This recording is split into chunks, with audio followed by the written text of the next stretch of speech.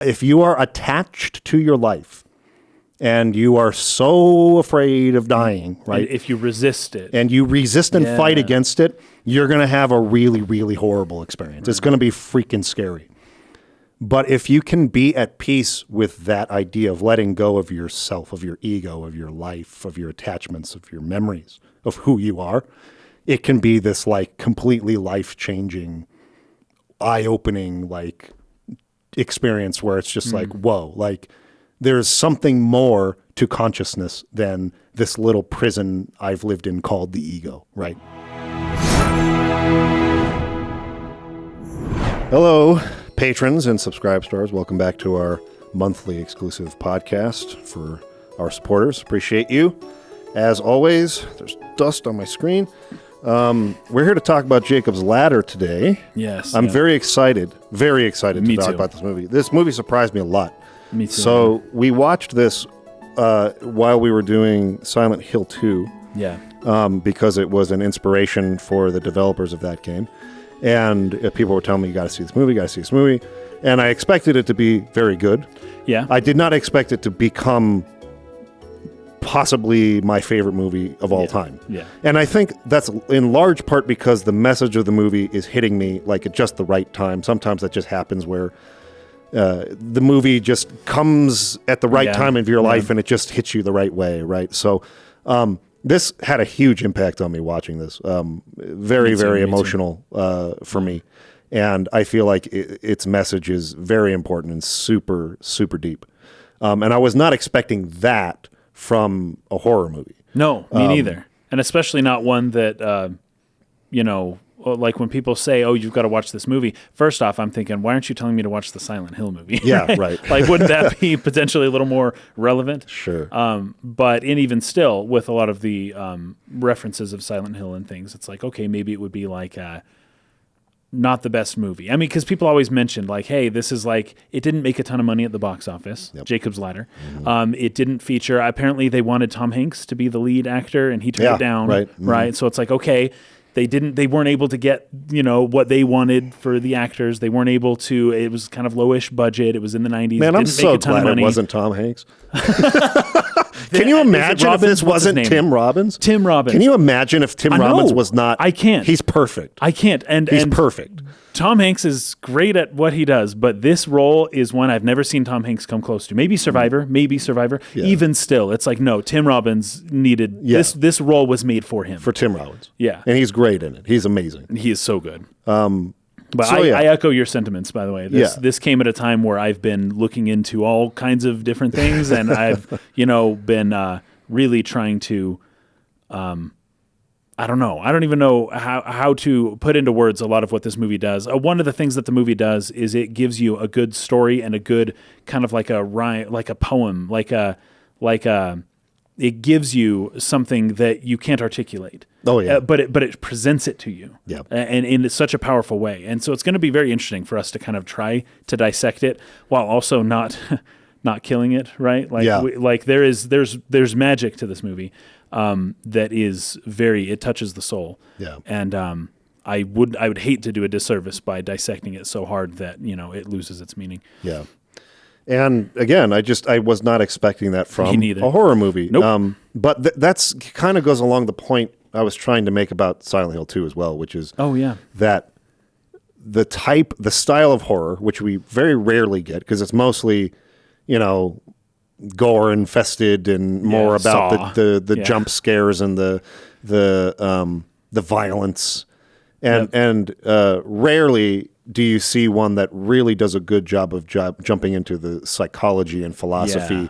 But it's such a perfect genre for that. Yeah, and I wish you would see it tapped into more. I think it's a lot because horror films, just in general, the whole genre is kind of underfunded. You make it on almost no budget. Yep. But at the same time, it's like that's where you can make your writing shine. Since you can't have the big budget effects and crazy sets and travel around the world or whatever. You just got to have it happen in this little small town or whatever. Or out in the woods.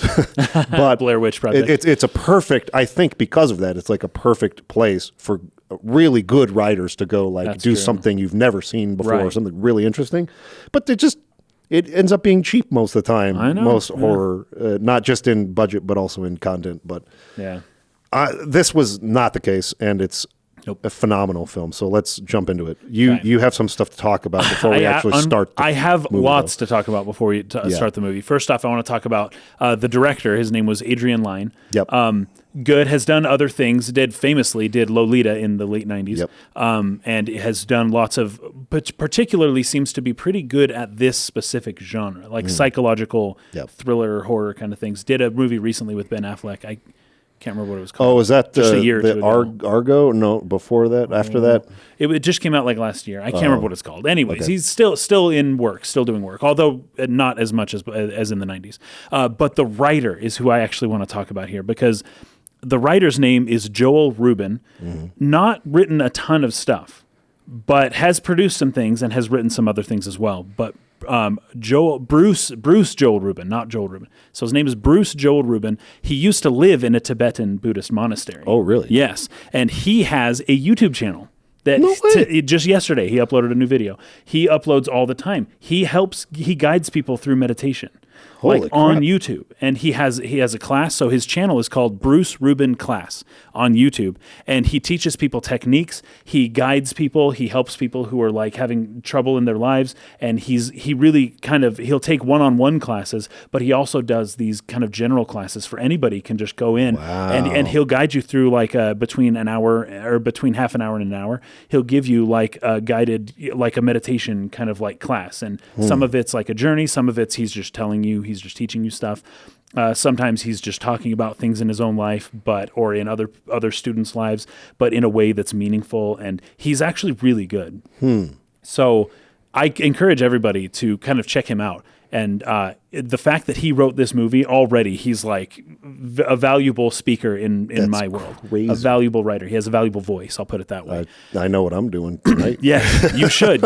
And he's very soft spoken. He's not in a hurry to get anywhere. It's not exciting content, but it's meaningful and it's really cool. And he comes from once again, just like with this movie, it's a sort of Christian Buddhist kind of like background, right? Like his beliefs would be fundamentally Buddhist, but he approaches it through a Christian lens. And he grew up Jewish, is where he kind of comes from. So anyways, he's a mixed, he's kind of mixing a lot of things together. But the way he does it is really cool. It's absolutely beautiful. That's so awesome. Everybody everybody should check that out. I also have to bring up that this movie is based in part on the Tibetan Book of the Dead, as the writer was very familiar with it, being living in a Buddhist monastery for a while. It's called the Bardo Thodol, and in Buddhism, it means liberation through hearing in the intermediate state, right? So the intermediate state, meaning something along the lines of Purgatory. Yes, so you could say purgatory, or just in the middle between life limbo, and the in between worlds, and it's like this is and hearing, because it's mostly an audible kind of thing, right? So it was written in the 8th century, so I don't know, what is that, 1200 years ago, and there's mostly two texts, right? One is for death and one is for existence, right? So there's a larger tradition that's called the profound dharma of self-liberation through the intention of the peaceful and wrathful ones. Right, so there's the kind of the demons and the angels. Yeah, demons right? and angels, You right. got that dichotomy there. But there's more work within Buddhism that relates to this. But the Tibetan book was specifically just one of these texts. Right, it took a branch of it. But this book was written and then buried in the ground. And there's actually a ton of Tibetan texts that are considered sacred texts they don't let anyone read these texts. This one happened to have been dug up and discovered and exposed to the West, and it became very popular about 100 years ago when it was discovered.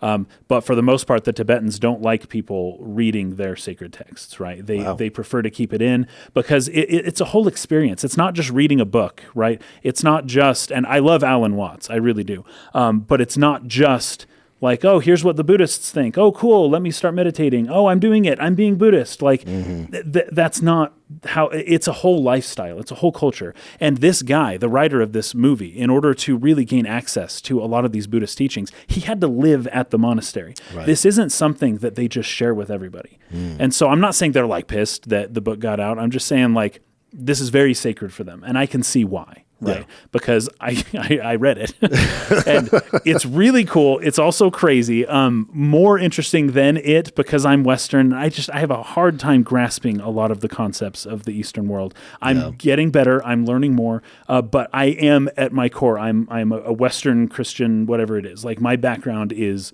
very much a product of where I grew up and how I grew up and who my parents were and who my great-great-grandparents were and all that. So I can't get away from that. But because of that, it actually turns out that Carl Jung wrote a foreword to one of the early translations of this book. Oh. Because he found it so profoundly useful. And so then he kind of helped popularize it, and then he was asked to write, this kind of like a commentary, basically, which I read and got a lot. I got more out of Carl Jung's commentary than I did out of the really funny. Book of the Dead. But that's just that's a product of where I'm from. That book was written so long ago. It's hard for me to connect with it. Yeah. It uses a lot of imagery and words that just aren't part of my culture. So anyways, it's a horrific book, by the way. I was telling my wife about this movie, and she was like, "Oh, cool, we should watch it together." And I was like, She's not going to like that movie. Because what I told her was, this is a very meaningful movie. It was so good. I absolutely loved it. We're doing a podcast on it. It was great. And of course, she wants to watch it. And I'm like, you don't know my wife. She would not do well watching this movie. Let's put it that way. And so then I was like, well, it's based on the Tibetan Book of the Dead, and it's pretty crazy. She goes, oh, well, I'll just read the book then. Oh. I'm like, okay, because the whole point is this will give you nightmares, right? Yeah. But also, the Tibetan Book of the Dead is horrific. There's a few lines in there that I'm going to read, but it is. There's at least a particular part of it that is horrific to even read. So it's like, I was basically telling her, like, just listen to me talk about it. And I don't think that it would, like, she should watch it eventually. I don't think she's ready for this right now.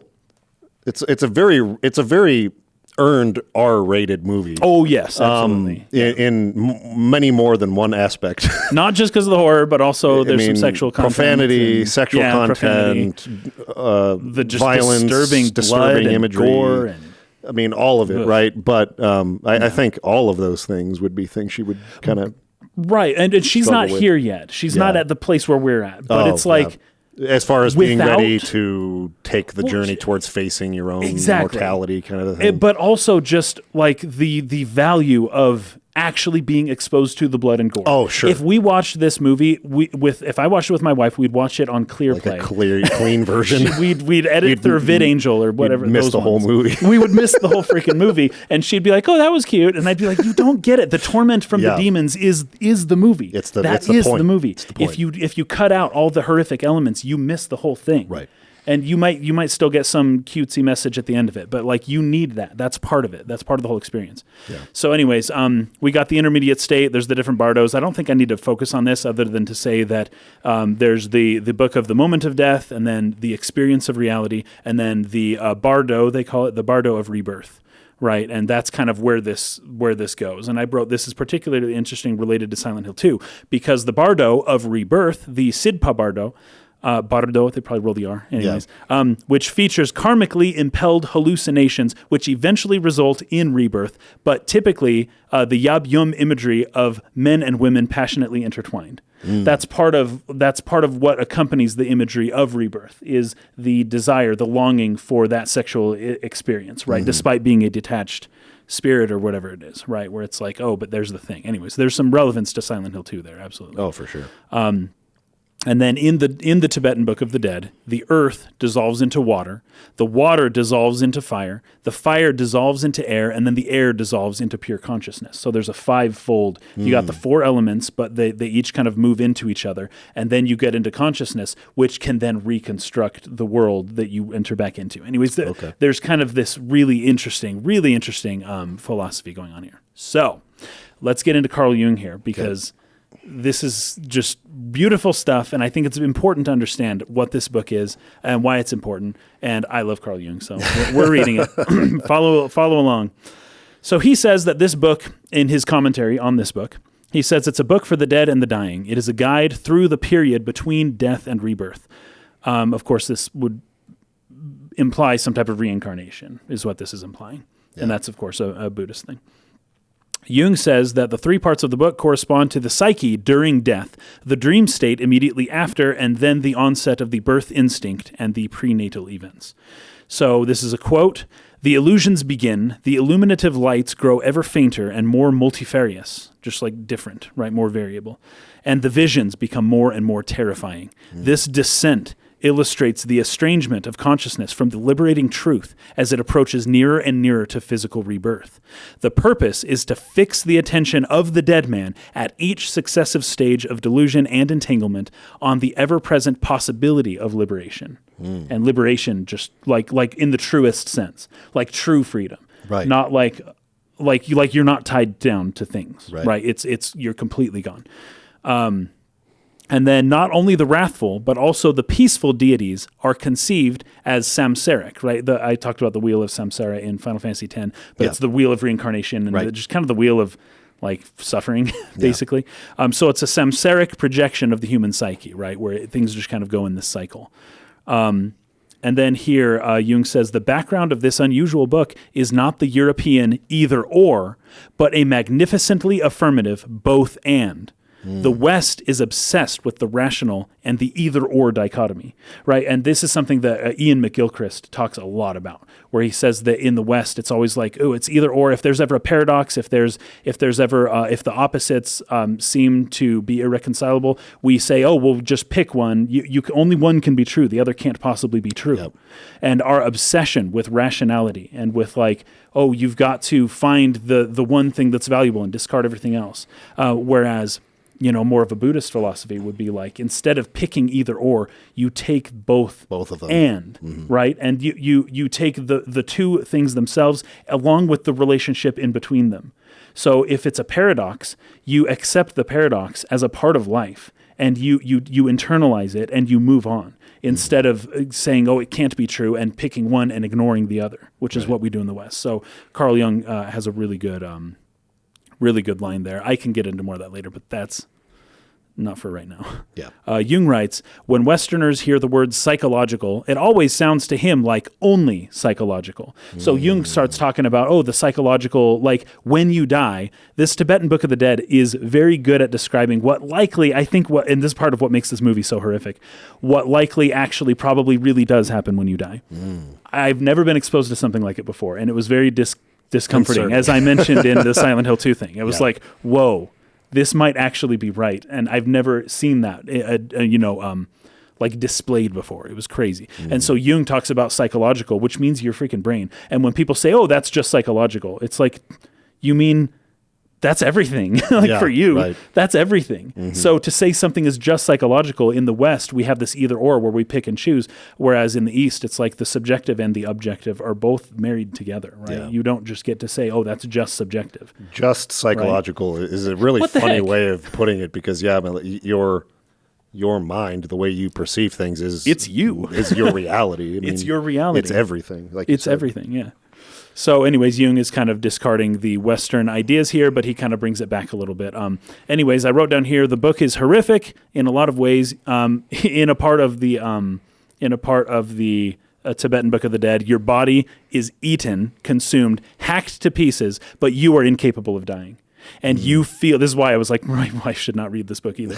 You feel the intensity and the endlessness of the pain, but you don't die. You can't die, because it's not, the point is to be liberated. The point isn't just to give up. And anyways, it's really good. So Jung called this portion of the text a chaotic riot of phantasmal forms.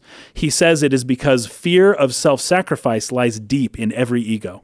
No one who strives for selfhood is spared this dangerous passage, for that which is feared also belongs to the wholeness of the self. He's referring to the shadow there, of course, right? Yeah. And how you have to like confront all of it.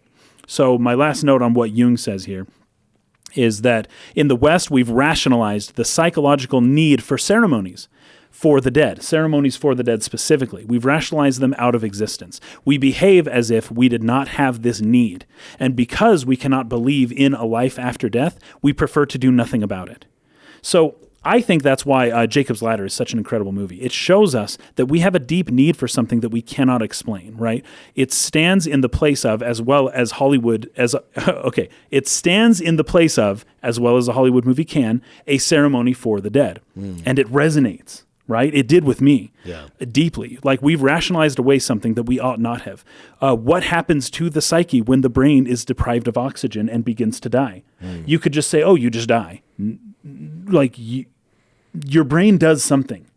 Electrical signals are still being sent. What's happening when your senses are dulled, when your brain is deprived of oxygen, and you are dying? Because a dream can be 10 minutes long, but feel like years. Oh, yeah. Right? Oh, yeah. Happens So all the time. that's why this movie is so freaky to me. Yeah. It's like, oh my gosh, when you die and your brain slows down and you enter this like dreamlike state, that dream, like you might be dead in 2 seconds, in 2 minutes. It doesn't matter. Your brain, your subjective experience could be that much of years longer and than years that. of journeying before you finally dissolve into whatever happens, right? I don't know what happens. I just know that this movie will encapsulate the intermediate state, Yep. and in a way that I think is probably correct. So that's really good. I think I've got through most of this. That's what made the movie so scary for me.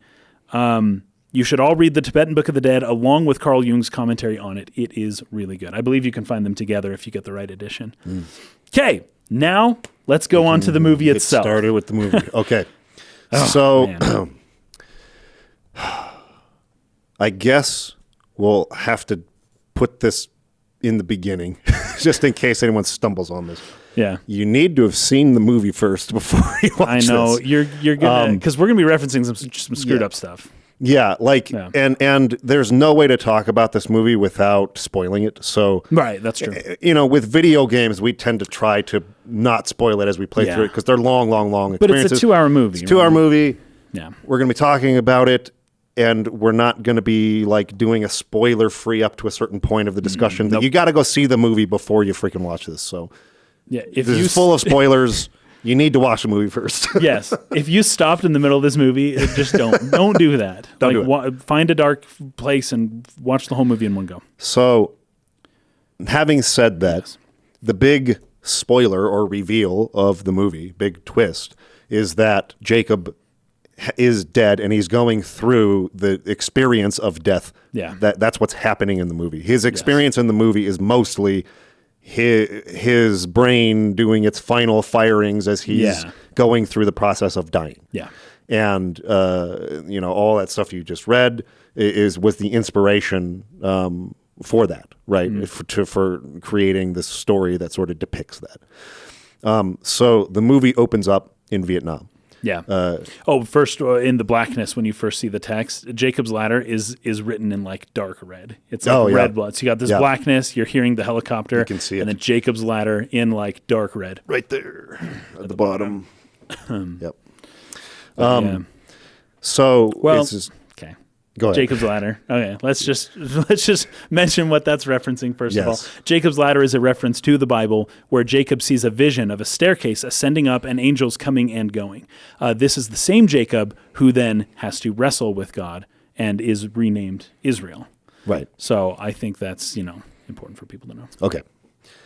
So it opens up. It's in Vietnam. You see images of helicopters kind of coming in and out. And you hear the wind and trees and crickets and all. And frogs. there's a kind of a smaller battalion of men. They're sort of chilling there in the jungle. Yep. Here's a question I had: Is the sun rising or setting?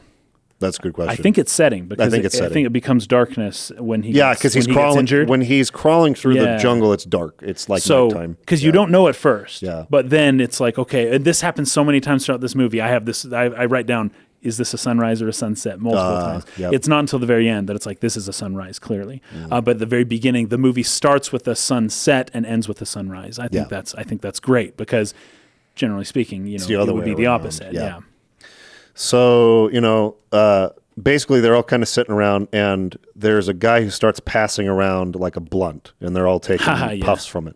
Yeah. And they're kind of passing. There's a certain set of individuals who will come up again later in the movie who all take like a draw from this blunt. That was Vink Rhames, by the way. Vink Rhames is the guy who's passing the blunt along. He's like, that's some powerful stuff. Yeah, right. Anyways, famous actor from the 90s. He was in Mission Impossible and some other big movies. So they're talking about how strong it is. It's like, ooh, like that's stronger than I expected Yeah. kind of thing, right? They're passing it around. They're, ribbing each other and, kind of doing what soldiers do. Yeah. And in the middle of this, there's an attack. There's an An attack. apparent attack that begins to happen. They think it's happening, is the point. Because they all start freaking out. Yeah, they all start freaking out. But in some ways, this is how Vietnam was, from what I've heard from people. Actually, my uncle was a Navy SEAL in Vietnam. You don't know when you get attacked. You don't know where the bullets Where are it's coming from. Yeah. Like that. You imagine being like a 19-year-old. You got drafted, and you're in the middle of a jungle, and people are shooting at you from you don't even know where. No idea. And it's like, what do you do? And it'd be so easy to accidentally hit your own people because you don't know what's going on. You don't know the terrain the way that the Vietnamese did, and it was like just this crazy experience. But at the same time, even when he gets stabbed, you don't see the enemy. Nope. You don't see who is fighting Who them. is And at fighting. first it's like, oh, maybe it's an artistic decision, but you do find out a little bit later on. It was intentional. It's basically they're fighting each other, Yes. right? But they're hallucinating these enemies showing up, and they're all freaking out, right? Yep. Jumping around. Yep. There's one guy who, and anyways, this is a very realistic depiction, I think. I've not having been in war, but it seemed realistic enough. There was one guy who was just kind of sitting there and just kind of like crying and just like looking around at everyone Yes. dying, and Yes. he just powerless. Like, what can he Yep. do? And Yep. he just kind of sat there the whole time. He didn't move. I felt like they did a really good job in this scene of depicting like numerous ways in which people respond to a life and death Yeah, battle that's situation right, like yeah. this. And for some people, they scream, Yep. they lose their minds, they go crazy. Some people get really violent. Some people Yep. try to run away, and some people just totally shut down. They just- yeah, they can't break. handle it. Yeah. They just their mind shatters and they just sit there and they don't know how to process it. And it's Mm-hmm. showing all of that happening. And of course just the level of gore that they're showing. The one Oh, it soldier was with his jacked up. leg basically just barely hanging on. He's like trying to walk. trying to Oh, walk man. on it, Yeah, that's hard to it's, see. It's just like, wow, like it's really shocking, Yeah. really, really horrible imagery. And Jacob, the main character played by Tim Robbins, is trying to get a doctor over to help one soldier who's just convulsing on the ground, Yeah. just like having an apparent like seizure. Anyways, it's horrible. Yeah. He ends up kind of running into the jungle at the end of this to escape. And, he doesn't know, like you said, where the enemy's coming from. And then out of nowhere, he gets stabbed Yep. Like bayonet. by a bayonet, Yeah. just like boom, like right in the stomach. It just gets caught off guard. It pulls it out. It's like, the type of injury you don't Yeah. typically survive. Yeah. And then he wakes up on a train in New York City. By the on way, subway. the whole Vietnam thing happened October 6th. Yes, So, to anyone who doesn't know, that is my that's birthday. Kay's birthday. So, once again, this movie is just talking to me. It is saying words directly to me. Yeah. So he Yeah. wakes up on the train here, and it's filthy. Yeah. This Oh, train yes. is But here's the filthy. thing, though. New York subway. I mean, How do you it's- even go This is about probably actually how it looks, maintaining that subway with right? that many would be, people. It would on be it. rough. It would be rough. But I tell you what, Tokyo does it very well. Mm-hmm. It's a specific product of New York is famous for their subways falling apart and being very trashy. Yeah. So it's filthy, and Yeah. he had fallen asleep on the train. And so he's kind of looking around. There's a couple of advertisements he sees that I wrote Yes. down here. And these two advertisements are going to parallel Yes. the ascent or descent, Yes. right? Mm-hmm. So So the first one says, New York may be a crazy town, but you'll never die of boredom. Of course. Enjoy the Big Apple. the key words being "you'll never die." You'll never die. Right? That's the Yeah. key words. And then the apple, an apple, anyways, a nice ripe apple would, in my mind, in the Western mind, that symbolizes something along the lines of the Garden of Eden, right? The fruit and that kind of thing, right? So come enjoy yourself in a non-boring place and take a bite of the fruit, right? And never die.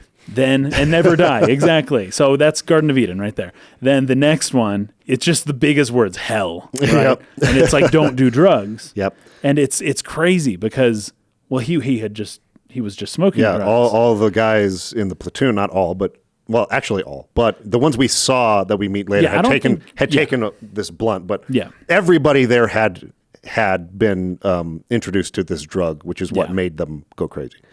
So this is what life can be doing drugs, hell. Yeah. But it doesn't have to be that way.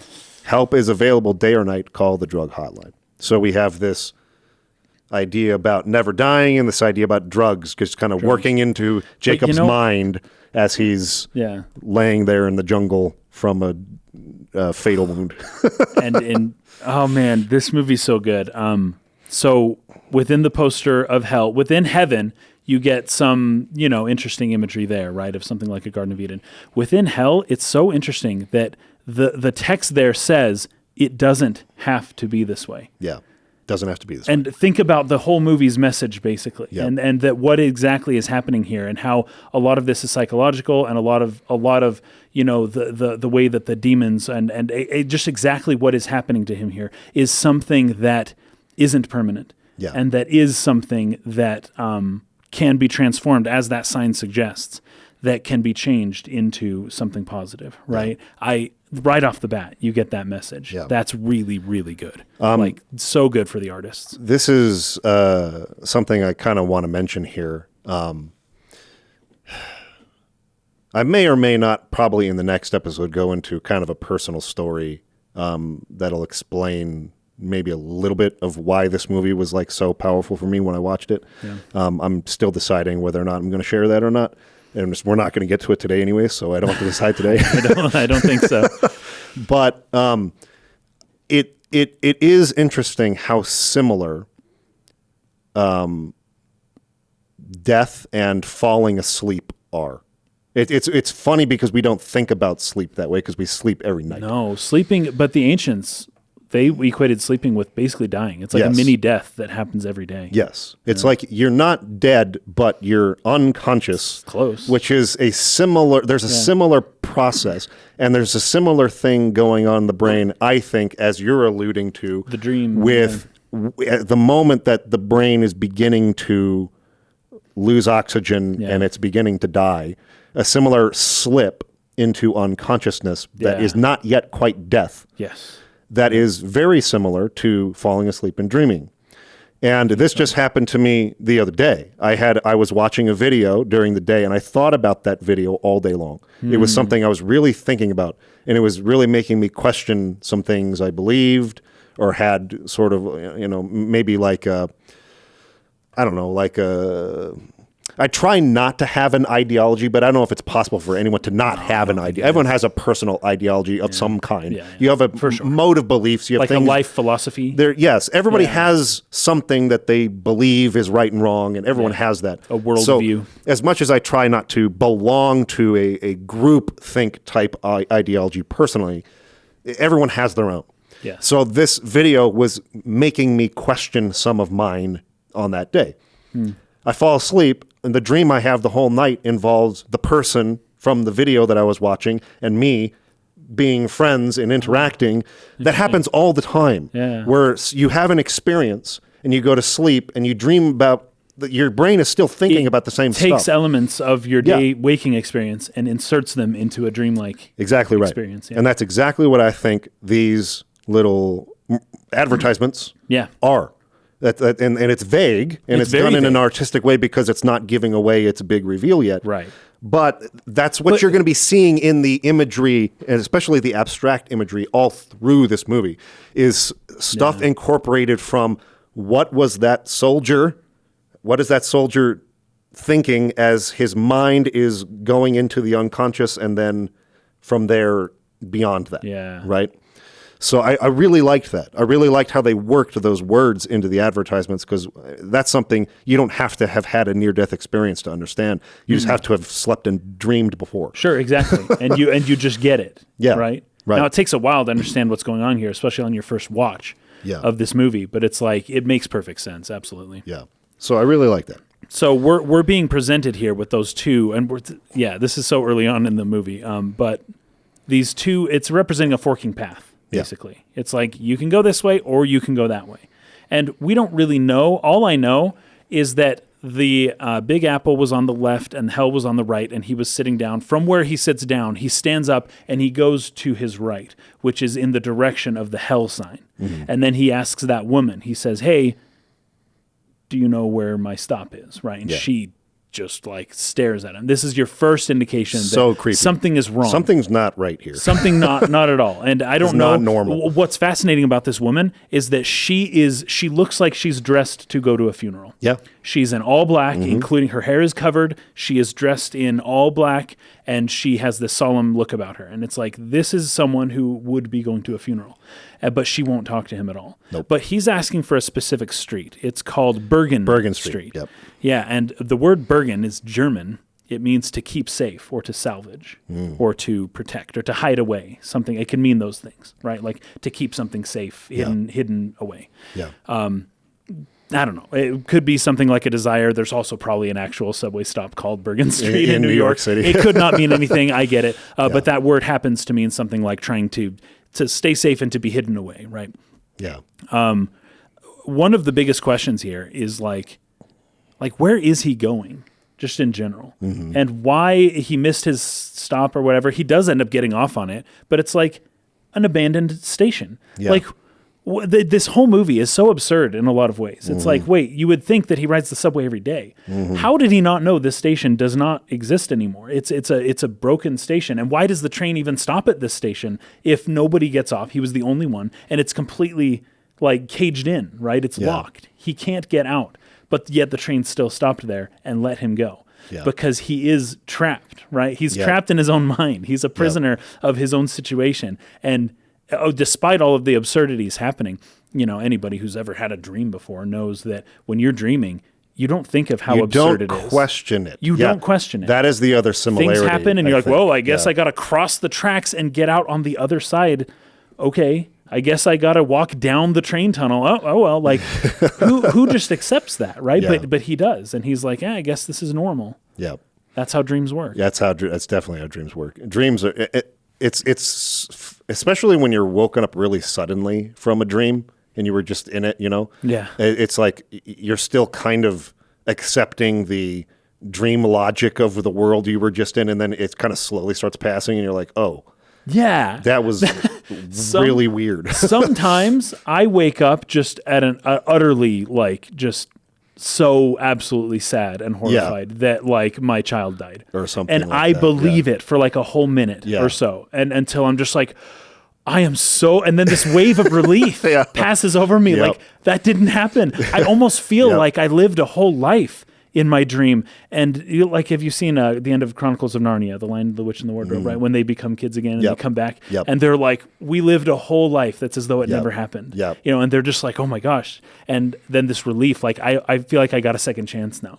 Like I'm going to be a better dad now. I'm going to make sure my kids don't die kind of thing. And but that's like the dream world, it feels not real, but at the same time, it affects you in the real world, and it does inform you in the real world. And to some people think that dreams happen in order to, you're working through problems, right? You're trying to solve issues. You're trying to fit things or sort memories into their proper place. Brain's like practicing, how will I deal with stress and anxiety and fear and things like that? How will I address that? So in that sense, it has real world application. It's not nothing. It's not just random nothings that don't matter. It matters. It's just how much it matters and what to do about it. That's where it's like, I don't know what to do. Right. I don't know. Right. But it's fascinating. So he goes around on the wall of the Bergen Street station is a poster that has just the word ecstasy. And it's about something, I don't know, but that doesn't matter. What matters is the word ecstasy, which means two things. One, it means a drug that will destroy your life. The other one, it means an actual happy state of bliss. Right. And it's it means both of those things at the same time. And that's principle of duality or whatever it was. Polarity. Once again, polarity. Yeah. But it's up to you, right? It's up to you as to which one you experience. Yeah. So before he gets off the train, there's this homeless guy kind of sleeping on one of the chairs, right? And as he's passing, he's sort of looking at him, and he sees a slimy sort of demon tail that sort of recoils into the coat that he's got on. That's right. And then he jumps out of the train quickly. Because it's closing and it's moving now, but he's like, whoa, he double takes. Did I just really see what I thought I saw? It's so quick. even just in the cut of the movie, which is what I really love about this scene. It's like it happens so quick. Even the cut, you almost go like, "Wait, rewind that. What was that? What did I just see?" I know. I didn't know what to look at. Yeah, it happens so quickly. And what I freaking love about this is that they didn't do a big like boom sound effect or any kind of like doo-doo-doo-doo, like musical cue of like dissonance. Trying to direct your mind and make you feel things. Yeah, it's not like oh, that was scary, jump from it. Yeah. It was just, it's actually just the ambience, just the train doors opening, doors and closing and just, wind or whatever. It's just the ambiance of the area that you hear. And they don't have to beat you on the nose with it. Like that was a scary moment. Yeah. And because it's really more just confusing. Like it is. Yeah. What? And I loved it. If they were to remake this, I think this actually has been remade in something recently. I have not seen it. I don't know if it was like a short series or limited series or something. I'm not going to watch it. There's no way it's as good. But my point was going to be, having not seen what the real remake is, if they were to remake this movie today, that's exactly what they'd do. Exactly they would do like this big, like, boom, like, oh my gosh, great. Snipe Elian is saying, yes, they remade it. Don't watch it. I'm not watching. Stay away. Thank you. I'm not. I wasn't going to anyway. Anyway, I loved that they didn't try to make it into this typical sort of like horror jump scare moment. Right. It just left you wondering, what's going on? What's going on exactly. here? It was perfect. Perfectly executed. So while he's in the train station, I just love the symbolism of a train station. Yeah. Right? A train station is a place between worlds. Right? We just talked about this on Final Fantasy VI. But it's a stop on the way to the other side. It can be many things, but a train station, like at the end of Harry Potter, for example, there is, when a thing happens that might be a spoiler to one of the 10 people who haven't read it yet, they're at a train station, right? Like towards the very end, right? And there's this scene that happens between Dumbledore and Harry. Oh, right. And it's like they pick a train station on purpose, right? Because it's the place where you're coming and going. It's in between worlds. Nobody actually resides there. It's just a place to help you get to another place, right? But he's stuck at that place. That's where he's stuck. Yes. He's stuck at a place between places where no one wants to actually be for very long, and that's only purpose is to facilitate the transportation to somewhere else. And he's stuck there.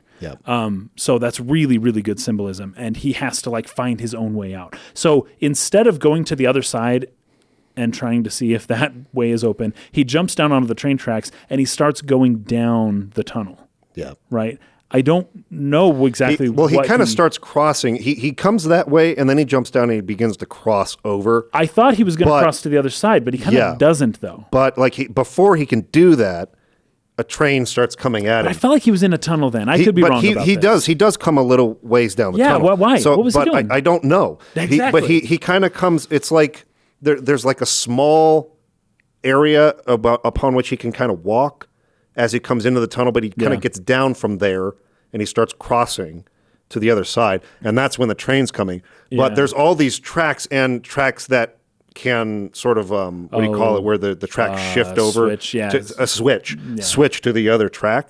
And he's looking at the train, which is coming directly at him, but he's also looking at the track, which there is a switch. So he doesn't know if I stand on that side, is it going to switch and hit me? Oh, wait. Or if I stay here, is he going to move over there? I don't know which one to get onto. I missed that. Because if I get over there, will it come that way? If I stay here, will it kill me? If I stay here, will it pass me? Wait. Like he's frozen because he does not know what to do. That's really good though. The switch and not knowing and 50-50 and where do you go and life or death, right? I feel like that's telling you something. Sure.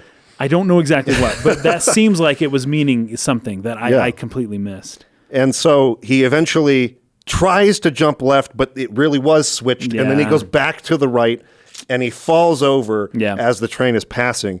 But he looks up and he just sees everybody in the train pressed up against the glass, staring, looking at him, right at him as the train goes by. Yes, everyone. Yeah. And then the train leaves, and then at the very back of the train, there's one somebody face, and he kind of like pressed out the back too, puts his hand up or something, and like it wasn't a wave, but it was a thing, and he had no face. Yep. It was one of these, and they will recur later on, but it was a faceless person who was just staring at him through the back of the train as it departs, right? Yeah. And it's almost like I could almost read that as something like the train that, you know, he missed a train that's supposed to take him somewhere. Instead, he's trying to hold on to this life or this former life, possible former life, that is somewhere else, that, you know, the thing that he would think is a demon that's trying to keep him from going back to his normal life is actually something that is kind of trying to help him along to go where he's really supposed to go. Right. But he's resisting it at every step, right? Yes. The train almost seems to veer towards him to really try to get him back. There's all these people on it. On track. This to get guy's back like, on track. Exactly. Okay. So that's probably what that means. So anyways, really good stuff, but he's resisting it. He goes up and he leaves. I guess the other side was open because we kind of just see him entering his apartment after that. Yep. So he comes home. It's dark. His girlfriend meets him there. Her name is Jezzy. Once Jezebel, again, but is it sunrise or sunset? I don't know.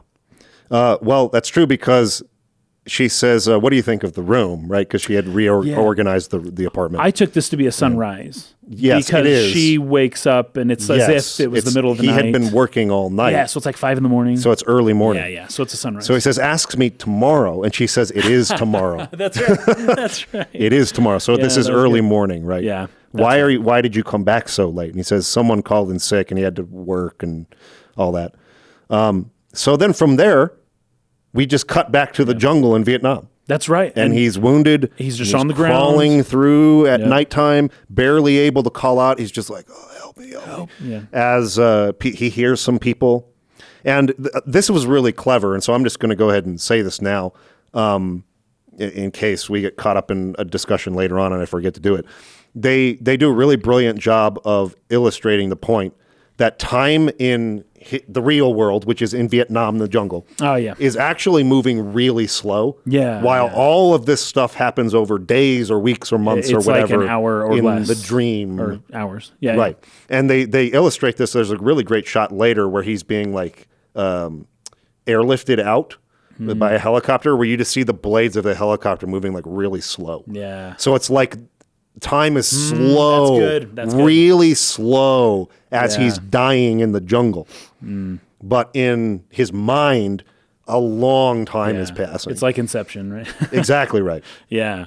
And I mean, that happens in dreams, but people who have had near-death experiences will also talk about how your life flashes before your eyes, meaning you sort of experience all of these memories or all these things or all these thoughts that feel like a lot or like a long time, but it's in this compressed space as you're passing into unconsciousness and then into death. So that's exactly what they show every time they cut back to this jungle. It's like there's not a lot of time passing, but in his mind, tons of time is passing. Tons of time. It's really good. In the elevator to go up to his apartment, there's a bunch of coins in like a grid vent. Did you see that? Yep. There's like a vent with like this square grid, but these coins that just so happen to fit perfectly into that square. Yep. Right. So then, of course, I see that and I'm just like, okay, the coin, they squared the circle, right? Yeah. So you have the square and the circle imagery, which is really good because you have something along the lines of heaven and earth meeting together, or that they're in the same place, they're the same size, that they're the same height and width, and that they touch. And on those edges is where heaven and earth touch. And you could say it's like coincidental that these coins happen to just be that exact size. But he looks into the sides and he's seeing that. And as a hint, at least in some sense, that's where he is right now. Right. He is on the border between earth and heaven. Yep. Or earth and hell. But this specifically, the circle and square, is just the unseen realm and then the physical reality. Yeah, we talked about that. Which Vagrant Story. Yeah, Vagrant Story. They had those symbols on the walls, and we were trying to figure out why. And it was a similar kind of thing, you know? Right. Actually, yeah, it's true. It was. Okay, so then we have a really great scene for numerous reasons. I just really like this scene. It's kind of like he wakes up later in the day. Jezzy is there. She gives him a package that she says one of his kids had come by and dropped off. So he's divorced. Yeah, that's right. Yeah. So he had a former marriage. He's divorced, and obviously his ex-wife has custody. So one of his kids had come by and dropped off this package, and it's a package with a lot of photographs and other memorabilia from his life with his former ex-wife and family and things like that. So she's really dismissive about this. She's like, your kid came and dropped this off. Yeah, she clearly just wasn't jealous. Yeah. Right. And he says something about, oh, my wife. Oh, because he shows the first picture. He says, she goes, who's that? And he says, oh, that's me. And then picture of him and his wife, right? Well, yeah. So before that, okay. he asks which of the children came. Oh, and she can't remember. And she's like, no, she doesn't know the other names. one. And it's Eli. And she's like, yeah, it's weird names. I can't remember it. Weird names. She's very insensitive. It's a biblical name, right? She's like, I don't do biblical names. Yeah, and she says, I never went for church names. Yes. And he laughs at her. He says, where do you think Jezebel came from? Which is her name, right? I love that. And then she goes, no one calls me that anymore. Yeah, right? No one calls me that. Her name is Jezzy. Her name is Jezzy. Right. Yeah. So you're such a heathen, Jezzy. You're such a heathen, Jezzy. I loved that. This says a lot of things. It does. There's so much packed into that conversation that is way beyond just the surface level. Yeah. So when looking at it on the surface level, it's very convincing banter between a boyfriend girlfriend. Sure. They're teasing each other. Yeah. They're, kind of a battle of wits sort of thing going on. Happens all the time. It's perfectly delivered. The actors do a great job of playing. There's a lot of complex emotions going on in the scene. Yeah. So clearly she's jealous. She does not want him looking at photos of his ex-wife in his life before because she doesn't want him remembering that and feeling sentimental about it and missing it. Yeah. She wants him to be there with her now, right? So that's all very believable and something I think probably anybody has experienced because most people don't marry the first girl they ever date or whatever, or the first guy they ever date. Yeah. So you have baggage from an ex that will get brought up at some point in a new relationship, and usually that's uncomfortable for the new partner, right? Yes. And so it's something everyone can relate to on that sense, and that's just the surface level, and it's played out perfectly. It's just perfectly executed, delivered, acted, written, everything. But now we get into the biblical part of this. So she is the heathen. And when we look at this at the deeper level here about his resistance to passing, right? Right. And this is going to be brought up by the chiropractor character later. Louis. He's seeing all of these horrible things, these demons, all of this nightmare like scenario that is playing through here. He talks about being with Jezzy in the scene later in the movie where he wakes up with his wife and he feels like it was all a dream, as it being a nightmare. Right. I was dating the girl from the post office. It was a nightmare, right? But she had nice thighs or something. Right. And she even says in this, like you sold your soul, remember?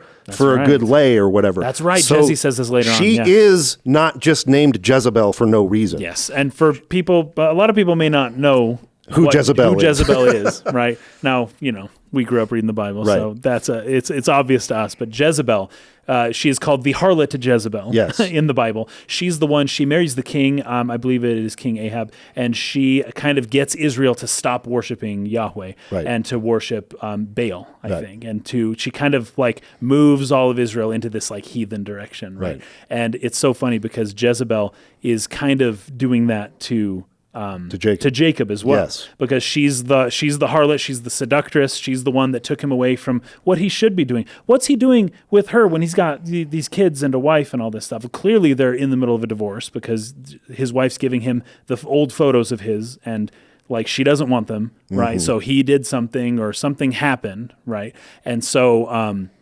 But he's already found this new girl and things are fine. And his kid showed up. And this is what I couldn't wrap my head around. Like, who sends their like young child, like a 10-year-old, hey, go deliver these to your dad. He's living with his girlfriend. And then like, I don't know. That's not a job for a kid. Like kids have a hard time with divorce. Sure. Kids don't do that. Anyone who's listening, don't have your kids do that kind of stuff. Right. It really affects them. They don't enjoy this. And so I'm thinking like that's kind of jacked up. Jacob doesn't really seem to care that much, really. I can't remember exactly where I was going. Oh yeah, that Jezebel seems to kind of be pulling him away from something. Right? Yes. But as we brought up a little bit earlier on, and as we will bring up many times throughout this whole thing, the devil's are simultaneously angels depending on your perspective. Yes, right. And Jezebel is no exception to that, Yes. right? You can look at her in a very negative light and say, like, what's she doing? She's not being good. This is wrong. The guy's like married, obviously not in a good spot. She's, being the harlot or whatever. She does something later on. She destroys those photos. Yes. She destroys his former connection to his former life. Yes. And you can look, there's one way. Gabe. Yes. And we know who Gabe's importance in the story at the end. She's pulling him away from Gabe. But at the same time, you can see her character as helping him to like sever some of the connections to the material world to that life that he still has. Right. Anyways, it's really good stuff. We'll get into more of that a little bit later on. Yeah. Also, when he first gets to the hotel, he hops in the shower, right? Oh, right. And they His juxtapose apartment, that shower with when they go to Vietnam, it's raining. Yes. So once again, you're getting Yes. some connection of like, well, the water, he's showering just because it's shower time. But wait a second, he's also kind of getting a shower in the real world too. Right. Like, what's going on there? Yeah. Like, that was a really good hint, I thought. Totally. Man. Yeah, so as he's looking through the photos, he finds a picture of Gabe, which was his son who had died in an accident. So he has three kids. And he starts One of them crying. is Gabe. Yeah, right? and he starts crying. Yeah, there's Jed. Jed, Eli, and Gabe. And all of those are All of them Bible are names. biblical names. In fact, I think I wrote them down. Yeah. But Jed means beloved of God. Eli means high or elevated. It can also reference God itself. Eli is the one who raised the prophet Samuel in the Bible. And then Jed is probably short for Jedediah, which was the childhood name for King Solomon. So, yeah, and then Jezebel, of course. You know what's funny? The name Jezebel, technically in the Hebrew, means pure or virgin. That's what the name means. Yes, anyways. right. It's really kind of an interesting play on that name, even in the Bible, that it kind of refers to somebody like that. Right. So he's looking at Gabe's picture. He starts to break down. And he says, I didn't expect to see him today. I wasn't expecting to think about Gabe today. Yes. So she gets upset and starts trying to pack all of the photos into the bag. And he's like, hey, what are you doing? Like, what, I don't like, I love the way she delivers it. I don't like things that make you cry. Ooh, the subtext in this is freaking brilliant. Like the way she says it. She's not concerned about the fact that he's sad. No, not at all. She's just pissed that he's sad about his former life without her. Yes. Right? She's jealous about it. Yeah, she's not the center of his world. Yeah. I say this in a lot, but people, if you want to write good dialogue, especially when people are in conflict, like in this scene, there's conflict here between the characters, right? They don't say what they really feel a lot of times. They'll say something else, but what they really mean is something different. So she says the appropriate thing. I don't like things that make you cry. Right. I'm concerned about you.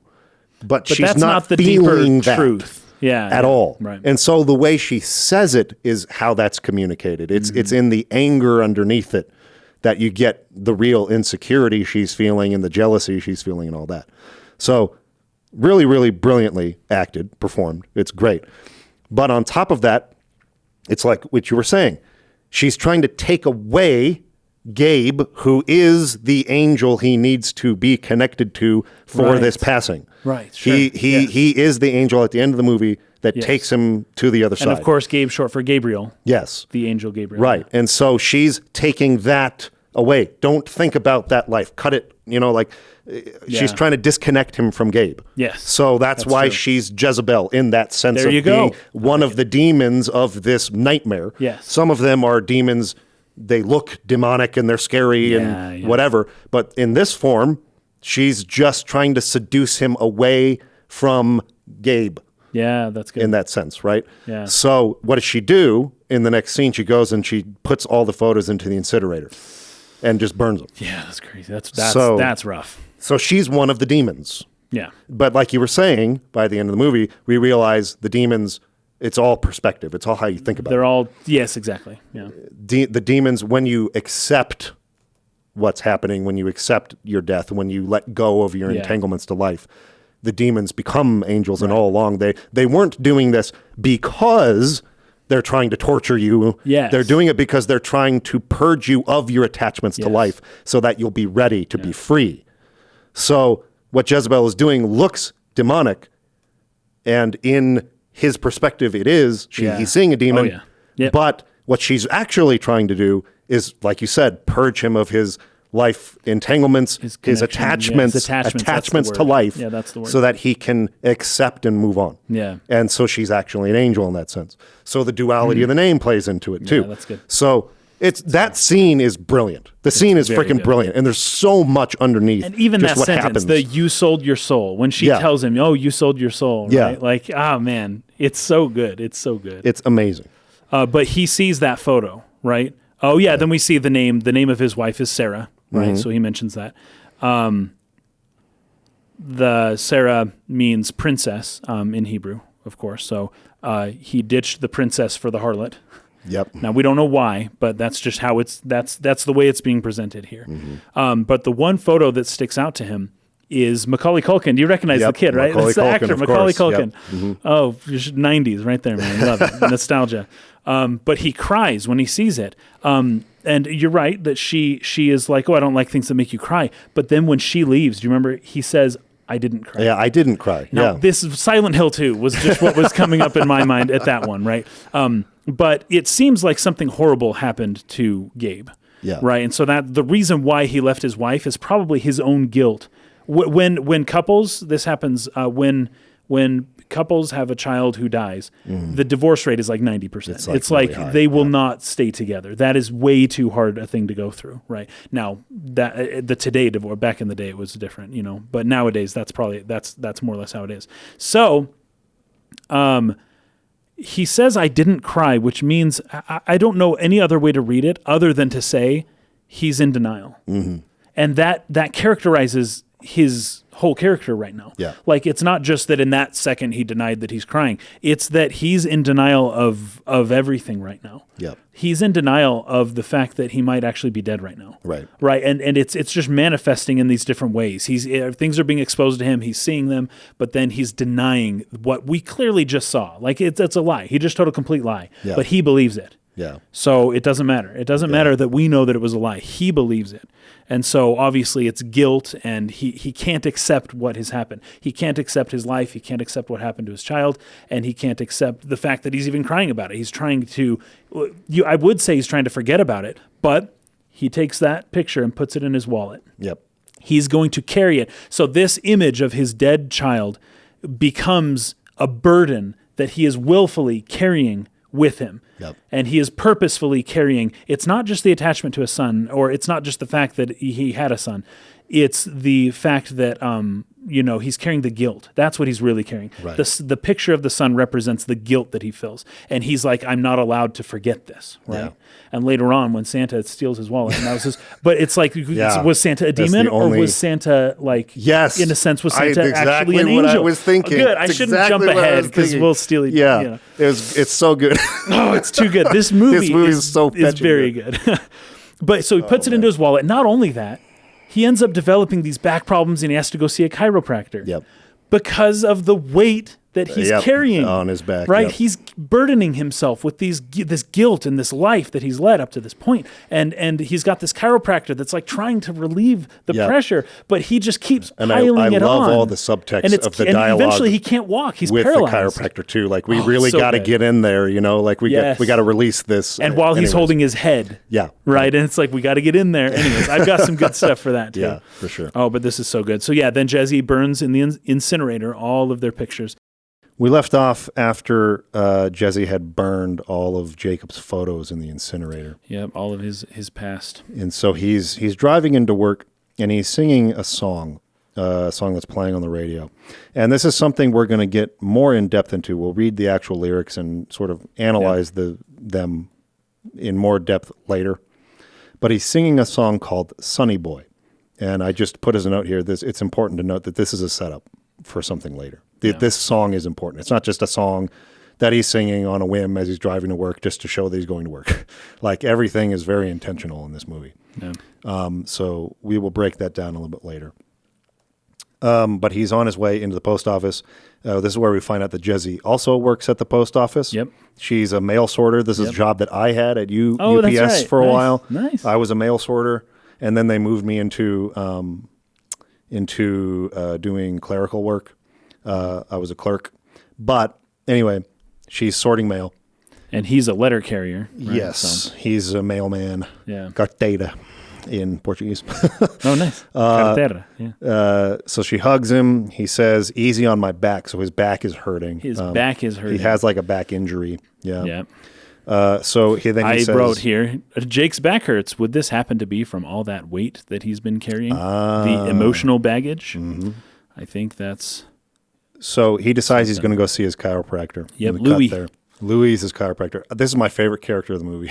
Louis is I a beast. freaking love I Louis. love Louis, man. Yeah. The problem is you spent 6 years getting a PhD and then you went to work for the post office. I know. Isn't that crazy? So in this scene, we learn a lot more about Jake. Yes. That he is highly educated. Mm-hmm. When did this happen? Like the timeline. This is where you start getting a little confused. Like, hold on. He was just in Vietnam. Yep. How much later is this? Yep. Right? He has a PhD. Did he get it before Vietnam or after? Probably after. He seemed like just a... I don't know, like like a draftee, like he was 18 or 19 or 20. Mm-hmm. So he's got this like grad school degree. I would think he got the degree before. Because what he says, I would think so too. Yeah, what he says is, "What can I say? After NAM, I didn't want to think anymore." Oh, so okay. if it was before Vietnam that he had studied, and then after it, he just didn't want it. So he got a PhD. Philosophy started getting hard to think about when you've seen the kind of things you've seen. Yes.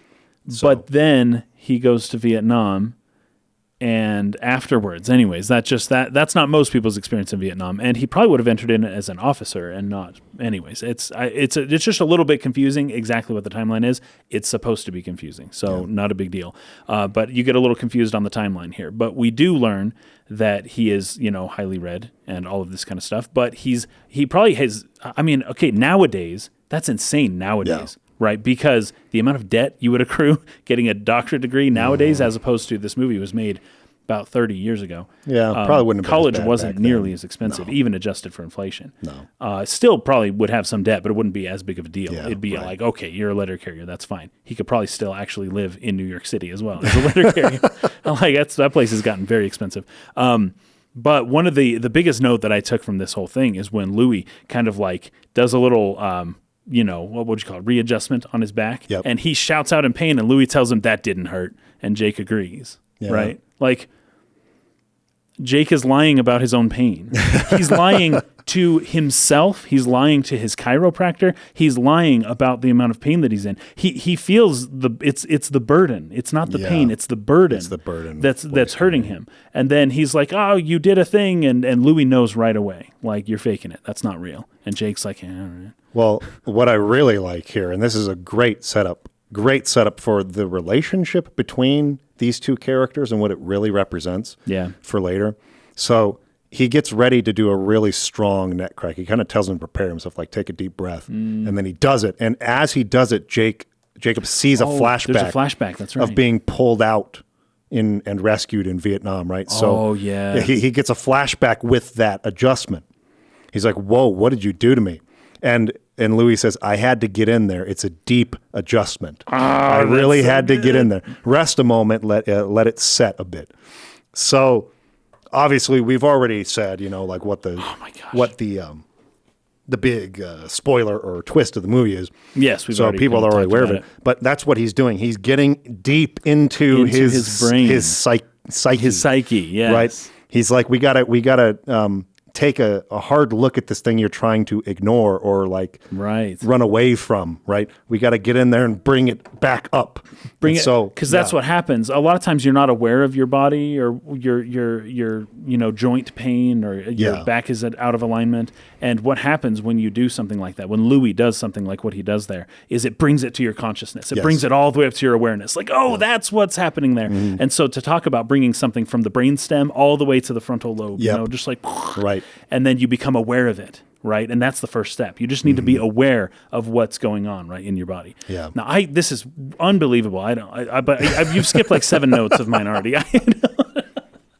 So I really have to get through this. First off, I love his line where he says, "You philosophers, you got the whole world figured out, but you don't know your right from your left," right? Mm-hmm. He has things higher than him figured out, but doesn't understand the basics. This is a really good theme, right? Yep. Like he's way up here, he's learning all of this stuff. He's dabbling in philosophy, but then it turns out that when it comes to it, and as we've already, talked about the ending here, that once he dies, what use is any of that stuff? Yeah. Any of it, right? Like you're studying the philosophy of all these people and, oh, here's how things work.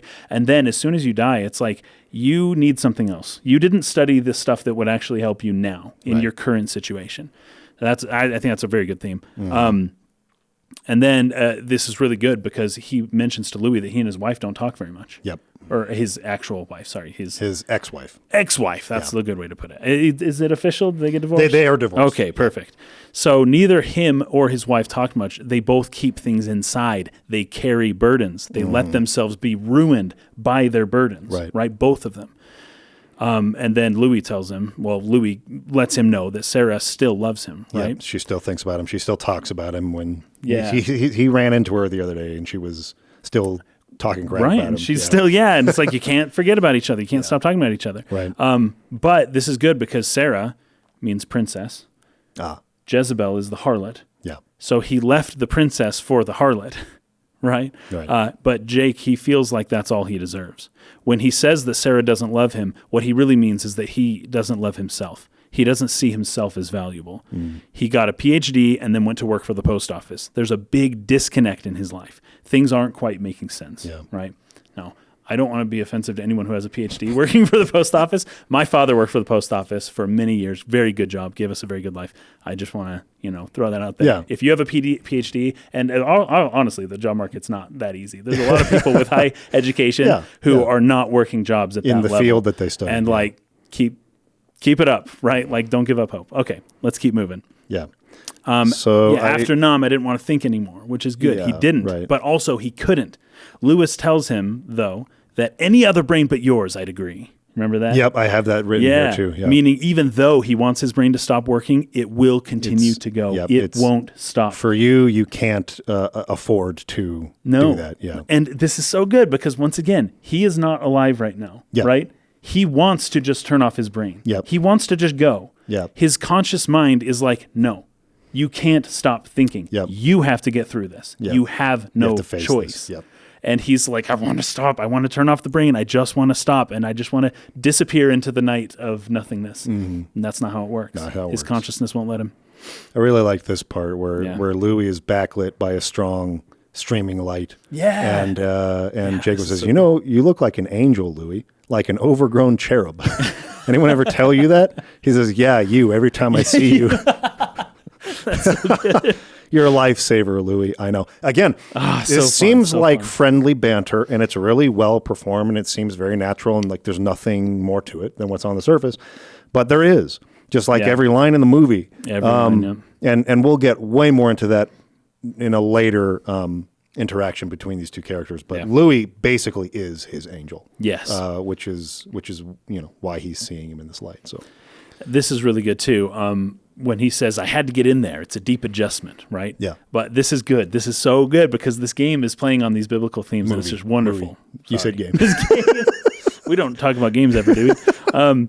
So his head, his neck, right? The guy is holding his head, but the adjustment has to come through the neck. Yes. This is good because the word soul in Hebrew refers to the neck. Oh, really? The word soul in Hebrew is nephesh, and it means neck or throat.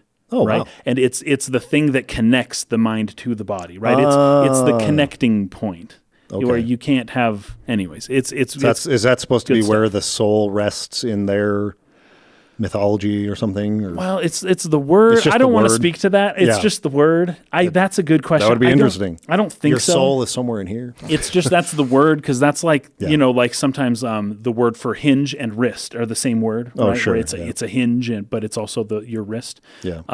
Where it's like, this is the narrow passageway between the mind and the body. This is where it all happens. Without the neck, then you separate the spirit or the mind from the body. Yeah. So it's really good stuff. So the connection between mind and body, spirit and flesh.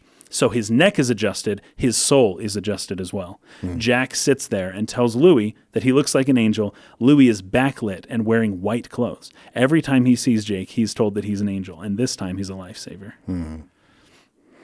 So you got all your notes for that scene? Yep, I'm through all that, and now he's about to get run over by a car. So he's this part's crazy. Going home, walking home. There's a bunch of girls that start singing Mr. Postman to him. That's right. Yeah.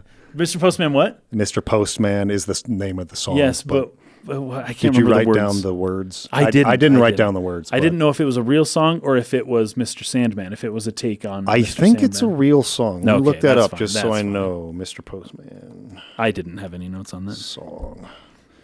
So please, Okay, Mr. from maybe it's called the Please, Marvelettes, Mr. and that makes Postman. The Marvelettes.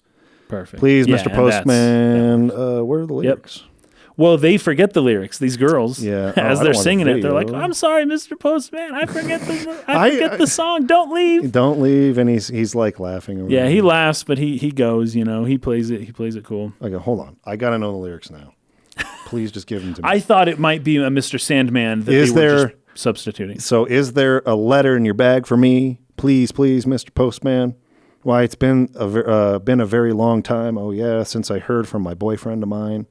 There must be some word today from my boyfriend so far away. Please, Mr. Postman, look and see, is there a letter for me? It's been standing here waiting, Mr. Postman. I wonder if there is something to this song, if it plays into it. I mean, everything else is like so purposeful. And I didn't really pay attention to this, but now I'm like curious. I'll have to think about it more. And I have come one back thought, later. and my initial thought is, you know, at the end of the movie, how that song is playing on the radio. That's and maybe this was the song that was playing before it. Maybe. Right, or while he was in the helicopter or something like that. That he just heard that song, and now his mind is kind of like Hold on, internalizing it. Mr. Postman. I could be wrong. I wonder if they say anything here about him being gone to like war, and they're waiting for a letter from their boyfriend. Oh, from well, war. the boyfriend is probably at war. Yeah, that's The what I'm. boyfriend- That's what I'm wondering. But this song's from 1961. This is before Vietnam. Yeah, it would have been before Vietnam. So it would have been about World War II or the Korean War if it was. Please, Mr. Postman, please check in just one more time for me. You better wait. Wait a minute. Please deliver me a letter. The sooner the better. Oh, so maybe. I got to think about it. Yeah, well, So this girl's really sad, and she's really hoping you get a letter from her boyfriend. If this is the same song, I'm pretty sure it is, but probably. I'll look into that and make a note if I'm wrong. Okay. So this is where though he gets chased down by a car down an alley. And it's just like there's a guy who comes out like, watch out. And this car just like tearing through the alley, just like he's kind of zigzagging, and it's following him, zigzagging with him, trying to hit him on purpose. Yep. He dives aside, and inside the car you see this creepy dude with a mask, and his face is distorted, and it's sort of like shifting in this really crazy way. Kind of like on the train earlier, right? How the people were all creepy on the inside. So he starts, he's like, okay, this is the second time I'm seeing hallucinations. I got to go see my psychologist. Yep. Dr. So Carlson. he just got back from the chiropractor. Yep. Now he's going to go see a psychologist, right? Yep. And it's like he's spending a lot of time at hospitals and this kind of stuff. His normal life probably would not have been this involved. Sure. But it's almost as though his mind, his body, he knows something's wrong, and he's trying to go see all the people that can help him figure out what's wrong. Yeah. So this was his psychologist that he's been seeing, or at least used to see probably more frequently when he had first gotten back from war. And so he's asking for him, and the lady at the desk is saying they have no record of a Dr. Carlson ever working there. And he's like, and there's no record of him ever Jacob Singer, ever no record being for him either. in this office. Yep. And he's like, "What? That's impossible. It's ridiculous. You know, I've been coming here for years." He starts to get really angry and agitated. He's banging on the desk like, "You have to freaking let me see Dr. Carlson. I'm seeing demons. Like, That's right. That's right. I need to see him right now." Oh, and the nurse too. Yeah, she bends over because he knocks some stuff off her desk, and there's a horn growing out of her head. Yeah. And this really freaks him out because he's like, okay, this is going way too far. I'm seeing all kinds of hallucinations. Yeah. I'm going in there right now and talking to Dr. Carlson. So he like runs in there. They've got like security chasing after him, kind of loses security, goes to where he thinks the office is, and there's In some the psychiatric ward. yeah, there's some other type of meeting happening here, almost like Alcoholics Anonymous or something like that, where they're sitting in a circle, sort of like talking. And there's just another guy who's like, I thought this was Dr. Carlson's office. What's going on? And the guy comes out. Okay, let me breaks down for you. He's dead. He's dead. Yeah. Like what? And he says, and this is important for later too. His car blew up. It blew up. Yep. What are you talking about? His car blew up. Yes. When's the last time anyone has heard of someone's car blowing up? They die in I car explosion. heard this was what's his name in Moscow. Sorry, this isn't. What's his name? Alexander Dugin. So Alexander Dugin's daughter died in a car explosion just like a few months ago. But I mean, like as an accident, his car blew up and he died, and it was a total freak accident thing. It's like, no, someone planted a bomb in your car if your car exploded. Exactly, because the way he brought it up was just like the car just blew up. Like I don't know what's wrong, but be careful out there. There's cars blowing up left and right. Be careful. Like, what? Right? Yeah. So we cut from there back to his apartment. So he's in bed with Jesse. Yeah. She says that it might be the war that's causing his hallucinations, right? Some kind of PTSD. I wonder if that was even a term at this time, PTSD. Oh, no, it was called something else. Oh, shoot. There's a whole, what's it called? George Carlin. George Carlin has a whole bit about this, actually, that political correctness makes words like soft, become more like generic over time. Yeah. That it used to be called like severe trauma, and then it used to be called like shell shock. That was it. It used to be called shell shock. Shell shock. Yep, that's what people are saying. And around this, there you go. And around this time, around the 40s, 50s, 60s, they slowly started changing the words. Okay, now it's a traumatic, and then it turned into post-traumatic stress disorder, which is like something that people can't even get into their minds and much less care about it enough to help and to donate to a cause or anything like it. Because it's like, it's just an acronym, Whereas back when it was called shell shock, it was like, you know what that was. Yeah. You know what that was. And the word implies exactly how it felt to be at war. Right. Now we call it something that makes war not seem, so bad, And it's I love that bit, by the way, that George Carlin bit. Yeah, it's so really you know what I'm great. talking about. Yeah, you know what I'm really, talking about. Really good. great. Yeah, so it probably wasn't. It may have not been called that. Although this movie, the movie was the 90s, 89. But but it takes place Vietnam. in the 70s. Yeah, so it's probably like 69, 70. Yeah, something like that. Actually, we have the exact date. Yeah, we do. It's at 1960 something, right at the very beginning of the movie. Yeah, because it was October 6th, which is somebody's birthday. October. I didn't write down the year. All I cared about was the month and day. It's my birthday, by the way.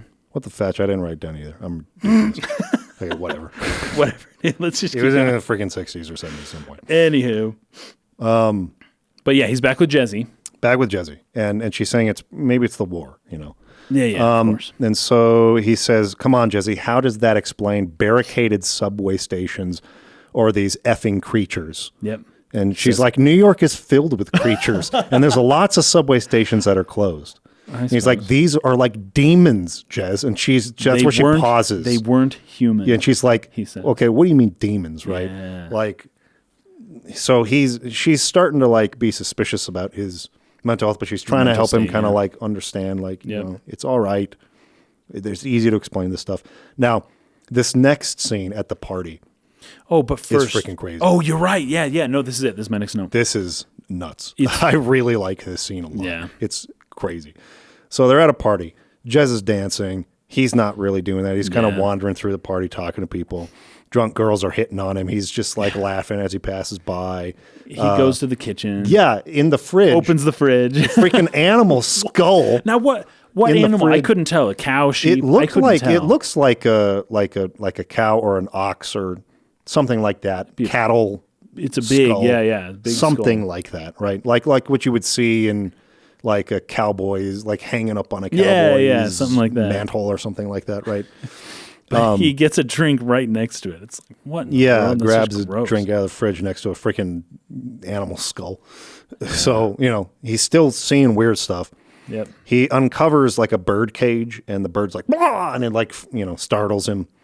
And he's just making his way through this weird party. Mm-hmm. There's a woman on the stairs doing palm readings. Yep. So she starts reading his palm.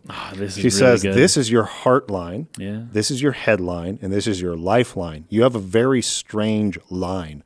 No, it's not funny," because they're kind of laughing about it. Right. You see, according to this, you're already dead.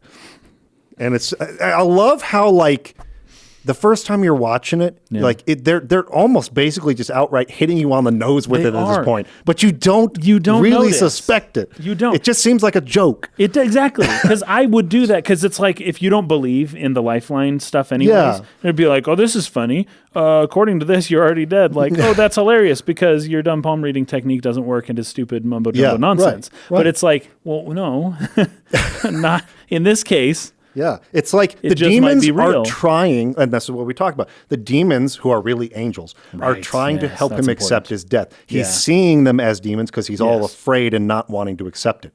Right. But this is another person in this very kind of disturbing party scene, and things get crazier from here.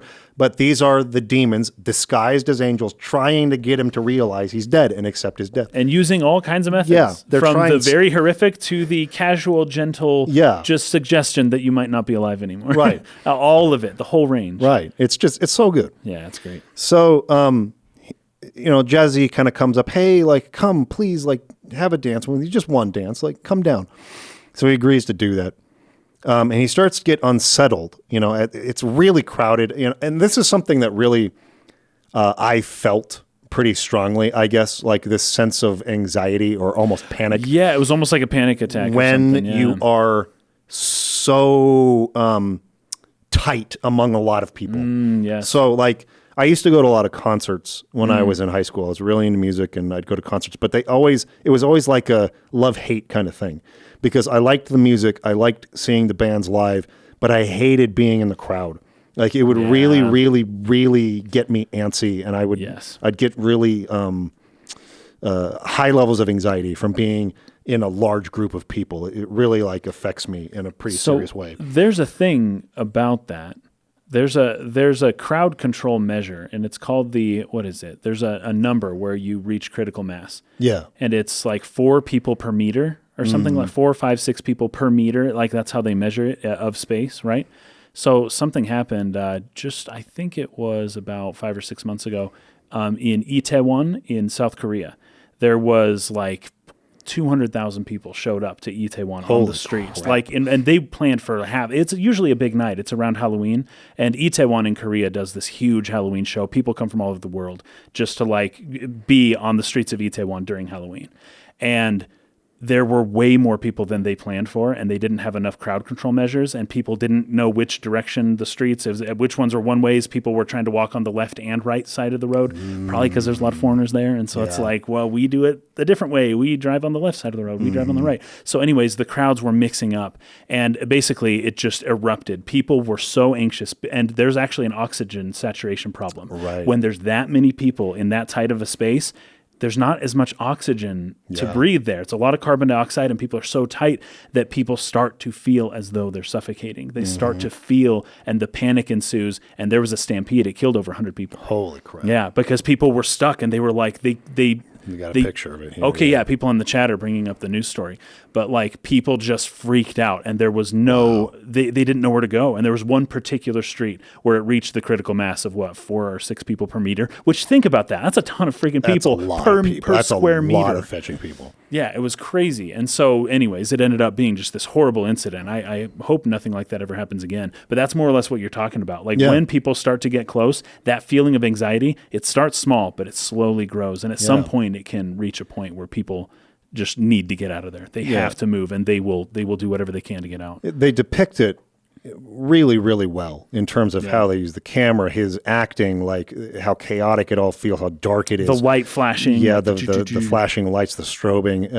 Because Yeah. at first, he's, dancing, and he's trying to get into it. Obviously, he's not very comfortable doing it, but he's doing it because she wants him to. Yeah. Which is exactly. I mean, Same thing. I don't like to dance. Yeah. But girls I've dated, they love to dance, and they drag me out there, and I'll do it for a minute. Yeah. But then it starts to become just insanely uncomfortable for me. I just really don't like it. And so you see that change in his face where he's smiling, and then it just starts to get to a point where he's just like, I'm uncomfortable. I'm going to start, slinking back. Yeah. But then that's when he starts to see, and she's like, fine, gives up on him. And so she starts kind of grinding on this other guy. Yeah. But then like a demon tail comes weird. out, and it's just like really messed up. And I think, doesn't it like go through her back and through her mouth? I thought she was like vomited. Like, it was, I don't actually know Yeah. exactly. So I wrote down that Jacob gets unsettled in the crowd of people, sees a guy with distorted, convulsing face, flashing lights, the animal skull biting at him, the bird wings, just basically having sex with this guy, a demon tail wrapping around her, a horn impaling her like through the face, right? So he's just screaming as this is going on. He falls and he back. falls down. He's passing out, and really only comes to again when they're back home, back and home. she's super She's upset not at him. happy. Yeah. Like, I can't deal with this. I can't have another guy go crazy on me like this again. She's having obviously some flashbacks to previous bad relationships with other guys. Yep. But then finds out he has a dangerously high fever, and that's what's going on. Well, they don't Like, even say the number. No. She takes his temperature and calls the doctor, and she goes, "Oh my gosh, okay, yeah, well, get you him into gotta-" an ice bath. They said he'll die on the way to the hospital. Yeah, he wouldn't even survive the drive Yeah. to the hospital. Like, he's got to be put in an ice bath right now. So they dump him in the ice. So yeah, she goes to the neighbor's house. How much ice do you have? Give me some. It's an emergency. He's got this high fever. They're putting him in the ice. They're all coming over and like trying to help lift him in there. They're pouring ice on him. He's screaming in pain. And I love how they're like, it's for your own good, and they're like dumping him in water, and he's like, just like, yeah, that's crazy. It's so creepy. 106. That was his fever. Yeah, It was 106, which is just absolutely mad. and he's just like, "You're killing me! You're killing me!" And they're like holding him in the water. Yeah. It almost starts to feel like a drowning. It does. transitions into that. It becomes horror-esque like Yes. that. It's for your own good as they're like holding him down, and they have like creepy faces.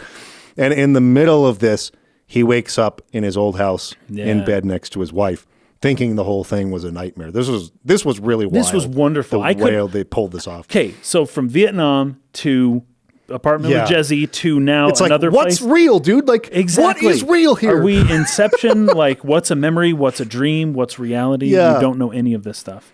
At this point, I was just going like, on my first viewing of it, I was just like, dude, I have no idea who is real and where is real. Like, you don't what's know, happening. but you do get an idea of what he wants to be real. And it's where he is now. Yeah. It's this new place he just woke up in. I have another idea here when they're saying it's for his own good. He's freezing. He's being buried alive in ice and water. Again, he's resisting being baptized. Baptism is a symbol of death and rebirth, right? He's resisting the baptism. He won't cross. Or maybe he does, because the next scene, he wakes up from a dream. He's still with Sarah, his wife. Yeah. That's crazy. So yeah, this is like another measure to avoid or to escape what he needs to do. Yeah. And remember, as Louis will tell later, like, what he thinks he's seeing are demons hurting him, killing him, holding him down, restricting him, and he's trying to fight against it. And the more he fights against it, the more terrifying it appears to be. And so, the resistance, he's resisting what he needs to do. And his final escape from that is to go all the way back to a whole new place. This other reality. He won't let them do it. Where he can get away from that and just be back with his wife again in a previous life. So pretty well done. Really well executed there. So the window's open, which is why it's cold. I was having this horrible dream that I was in the ice. He says something about like, it's not negotiable anymore. We're keeping this window closed when we go to bed. Like, this is absurd. As if this is just this common reoccurring. Yeah, because she likes to keep the window open. Yes, because she wants the air to flow. So windows open means that the air is flowing. It means a connection with what's outside. Yeah. He wants to close things. He wants things closed off. He does not want a connection with anything outside of his little, his mind, but this little room that he's in, this family, this new life that he's got. He's like, we're staying here. Yep. We're not going, nothing else can come in, and I'm not going anywhere else. This is where I want to be. I love how he explains what he was dreaming to her too. We touched on this last time, but he's like, remember that girl from the post office? I had a dream I was married to her. Like, I don't know that I'd tell my wife that. Well, yeah, obviously he's teasing her. He is, but still. It would make her mad, but it's like he's almost like doing it on purpose, kind of thing. Right? Yes, because he was like, she's, her legs are nice. he really went a little pretty far with it. Yeah, but I like how he explains that it was a nightmare, because she says, I thought it was a nightmare. It was a nightmare. It was horrible. That's right. It was horrible. So he obviously doesn't want to be with Jesse. Doesn't want that life. He wants to be there with her. Yeah. It really was a nightmare that he was with Jezebel from the post office. You know what's really funny? I So this movie's interesting. He's with this Jesse girl. He's with this Sarah girl. Both of them are attractive women. The girl's singing the post office song to him, and at that dance party, there's all these girls. They're paying attention to him, and he's just like an average. He's a very average dude, and and not just look wise, but personality wise. Like he's not like very social. He doesn't like. He's just very average. I would just say he's just a very average person in like every way. Yet he's the object of women's desire in whatever's happening here. He seems to do very well. He's the main character of his own dream, right? Exactly. Yeah. And it's almost as if there's some, like you've got this excessive horror, which is the demons, but then he's also surrounded by these, very attractive people. And it's just funny looking at him, and that's another hint that maybe this isn't the most real thing you've ever seen. Not exactly realistic. Yeah. So Gabe, his son, who was apparently dead, comes in as they're talking. There's one line that his wife says, because he's like, "Oh, it was horrible. It was a nightmare." And then she says, "Guilty thoughts. That's what happens when you cheat on me, even in your dreams." Even in your dreams. So realistic. That line is, I feel like every guy has had their girlfriend wife say something like that to them. Yeah. Oh, man, that's hilarious. So Gabe comes in as they're talking. Yeah, that's right. Wants dad to come tuck him in. And you remember, this is the picture where when he looked at, he started crying. Yeah. He's like, "I don't know why I did that." He's like, I didn't cry. Like he's denying it. And then here he is. Here's his son. Yep. So he goes in to his room and he sings Sonny Boy, the song that we're going to break down again a little later. That's right. But he sings that. So this is the second time this song has come up. This was his song for Gabe. Yeah. Right. And Gabe was cold as well, by the way. So yes. Gabe says, "Oh, I'm cold. Okay, I'll come tuck you in." Yep. And then he's got his two other sons there. Jed, it's like, wait, I don't know. It's got to be like 3, 4 in the morning. Jed wakes up like, "Dad, you forgot to give me my allowance." It's like classic, dude. Fetch, dude. Like, go back to sleep. It's 3 a.m. I'll give you your fetching allowance tomorrow. Oh my gosh, that's so funny. Wants it as soon as possible. Anyways, he's like, "Close the door a little bit." "No, that's too much. A little bit more." He's like adjusting the door just like tiny bit. This is how kids are. This is how kids are. This is true. It's totally how kids are. Very observant, very well captured, how kids are. I remember like my brother would do that to my dad, "I'm going to close the door." "No, just a little bit. Just a little more. And little more. It's Dad, like literally, Dad! It's like a freaking micrometer, like little bit. That's it, right there. I have memories of doing that myself, even. Funny. There's also we'll go through all the lyrics later on, but at the very least, you've got, "I don't mind the gray skies, you'll make them blue," right? Yes. Talking about the skies above, right? This is an upward lift. It's a song that directs your gaze upwards. We'll put it that way. Yeah. And then he says to his wife, "I love you, Sarah." And then we cut back to his rescue in Vietnam, and he's looking up at the trees while he's being carried. So it's like his POV, and he's looking up at the trees. That's right. Yeah. And it's in slow motion. Yeah, this is creepy. And this is important. Anytime we go back to Vietnam, basically from like the first scene, after the first scene in Vietnam, the first initial like the war scene, crazy scene. Anytime we go back there, I guess there's one scene where it wasn't.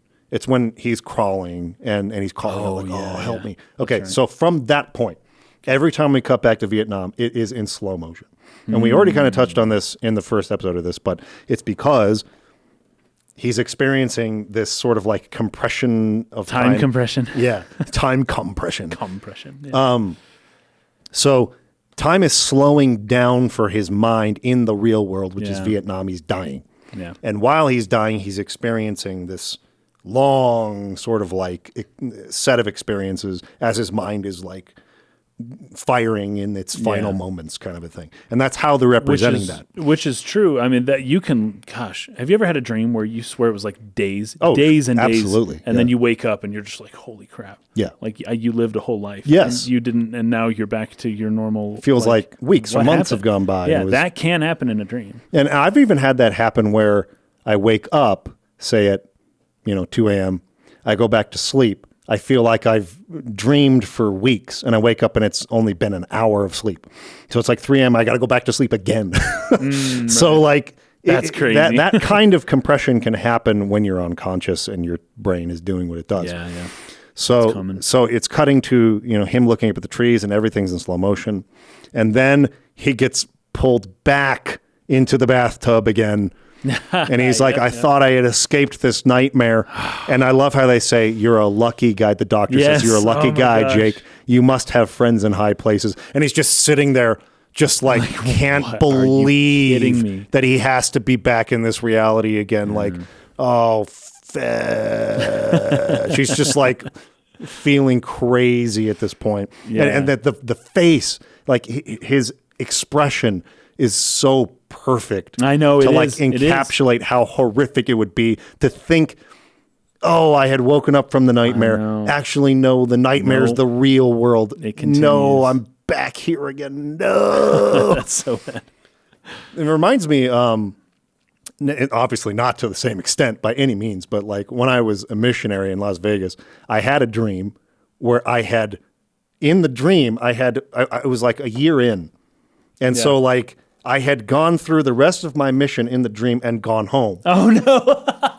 I had returned home and started school. Yeah. And then I woke up and I had a whole Got a year whole left. another year, and man. I was like, fuck, no.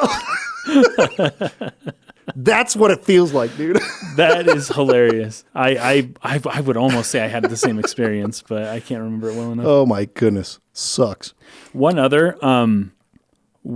good note here is when the kids want to keep the door open, right? His wife wants to keep the windows open. His kids want to keep the doors open. Yes. He wants to close them. He's trying to close all these things, and the kids and his wife are telling them, "Hey, keep things open. Right? Yep. Keep things open. Right. Don't shut yourself in." Yep. I think that's pretty good. Yeah, we get another cut back here to Vietnam. He's being airlifted out, and you see the blades. Helicopters. Yes. The blades of the Slow- that's helicopter in right. slow motion. That's right. Right. This is all flashing before his eyes. They're sort of like hitting that point, hammering that point. So then we get back to that. Jezebel is taking care of him. Yes. And she's being nicer now that she Yes. knows he almost died, and she's not going to be too upset, although she will every now and then have these strange outbursts. Mm-hmm. But she starts talking. She's like, "Oh, you were talking in your sleep or whatever. Yeah, you mentioned all your kids' names, even the dead one." It's just the way she says The way it. that she talks about his dead kid and his family is like so, and she makes light of the whole thing. I know. And she so just doesn't Awful. care. Awful.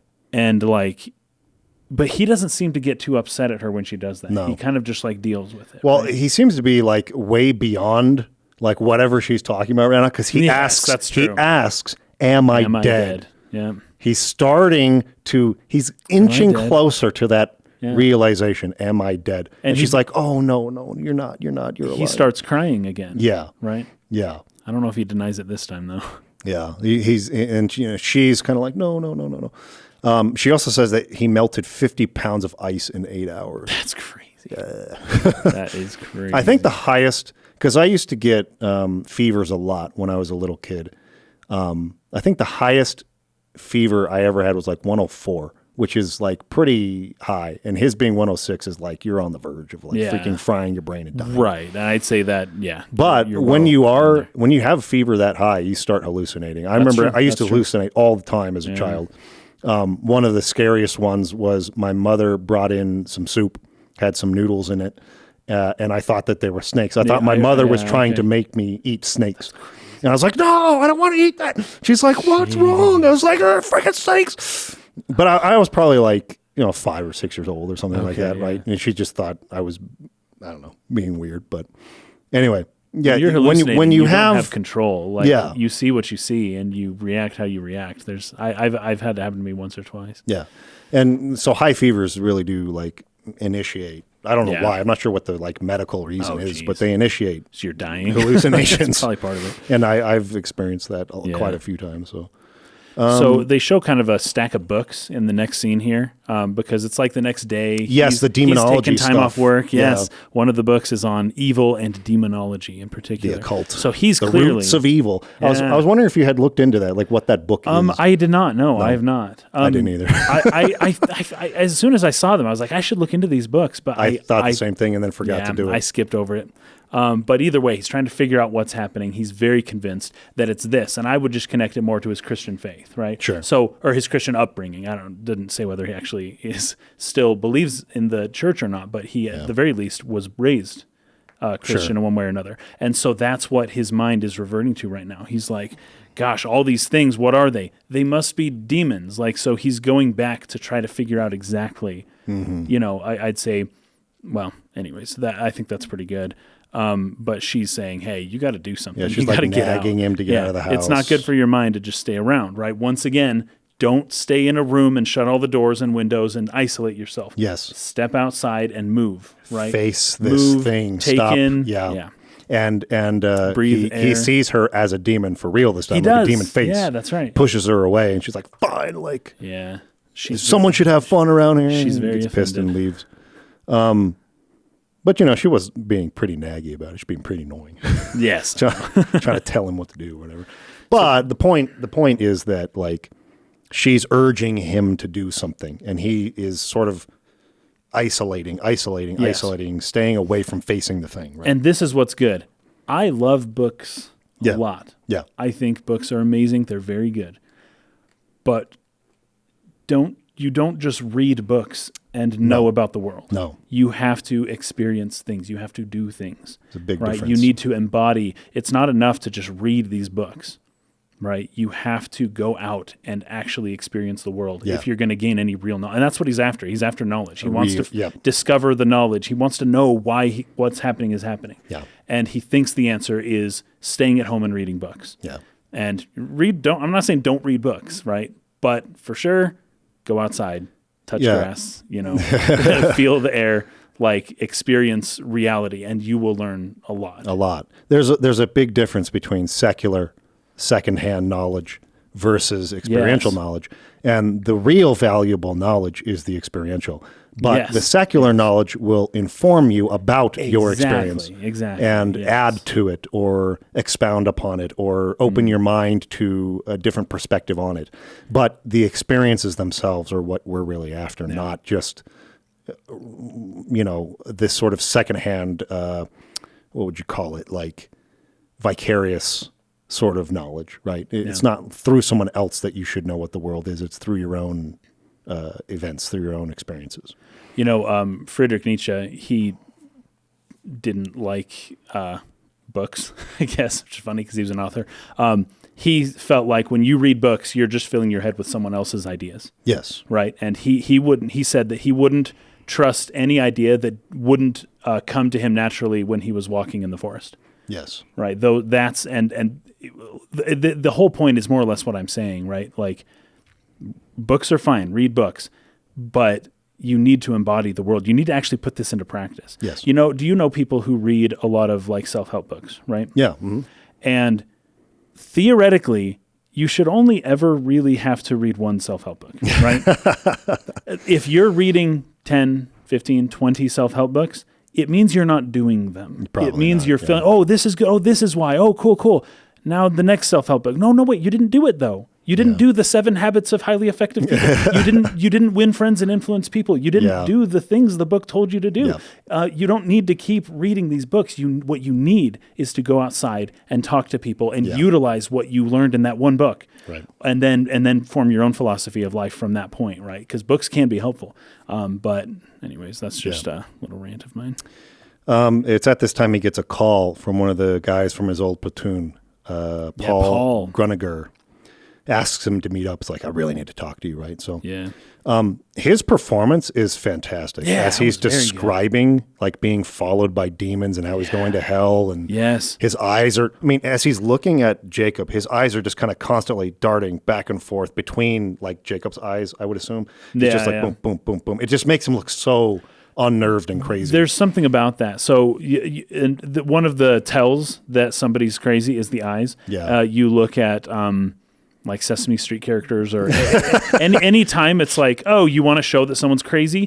Make their eyes do this, right? Or make their eyes, and it's all about the eyes, right? Mm-hmm. And that's really important because when you are confident and aware of the situation, the idea of just realizing what is the most relevant thing to be looking at in front of you at any point. And you look someone in the eye and you're like, you are the most important place to look is right here, and that's it. You're not unsure of anything. Yeah. When you're thrown into chaos, when you're anxious, when you're unsure of things, that means the physical manifestation of that is that your eyes don't know where to look. You don't know where to look. You don't know what the most important, relevant thing is to look at. And that affects you at a fundamental level. It means you're losing your mind, at least to some degree. Yeah. And so it's like when you see people and their eyes are darting around, that's like the psychological kind of explanation of how that means. And people can see that too. You can look at someone who's looking around and you can be like, whoa, this guy is going through something. Yeah, right? anxious. This person's not confident. Yeah. And it's just the eyes looking back and forth, looking all over, and just they're unsure of themselves. You can absolutely see that. Or even like the avoidance of eye contact, someone who won't look at you. Yeah, that's a common thing, won't look at you in the eyes or is uncomfortable by that. And because in that sense, they know what the most relevant thing is to look at, but they won't do it. Yeah. And then it's like, okay, well, we're in a different situation here, right? Mm-hmm.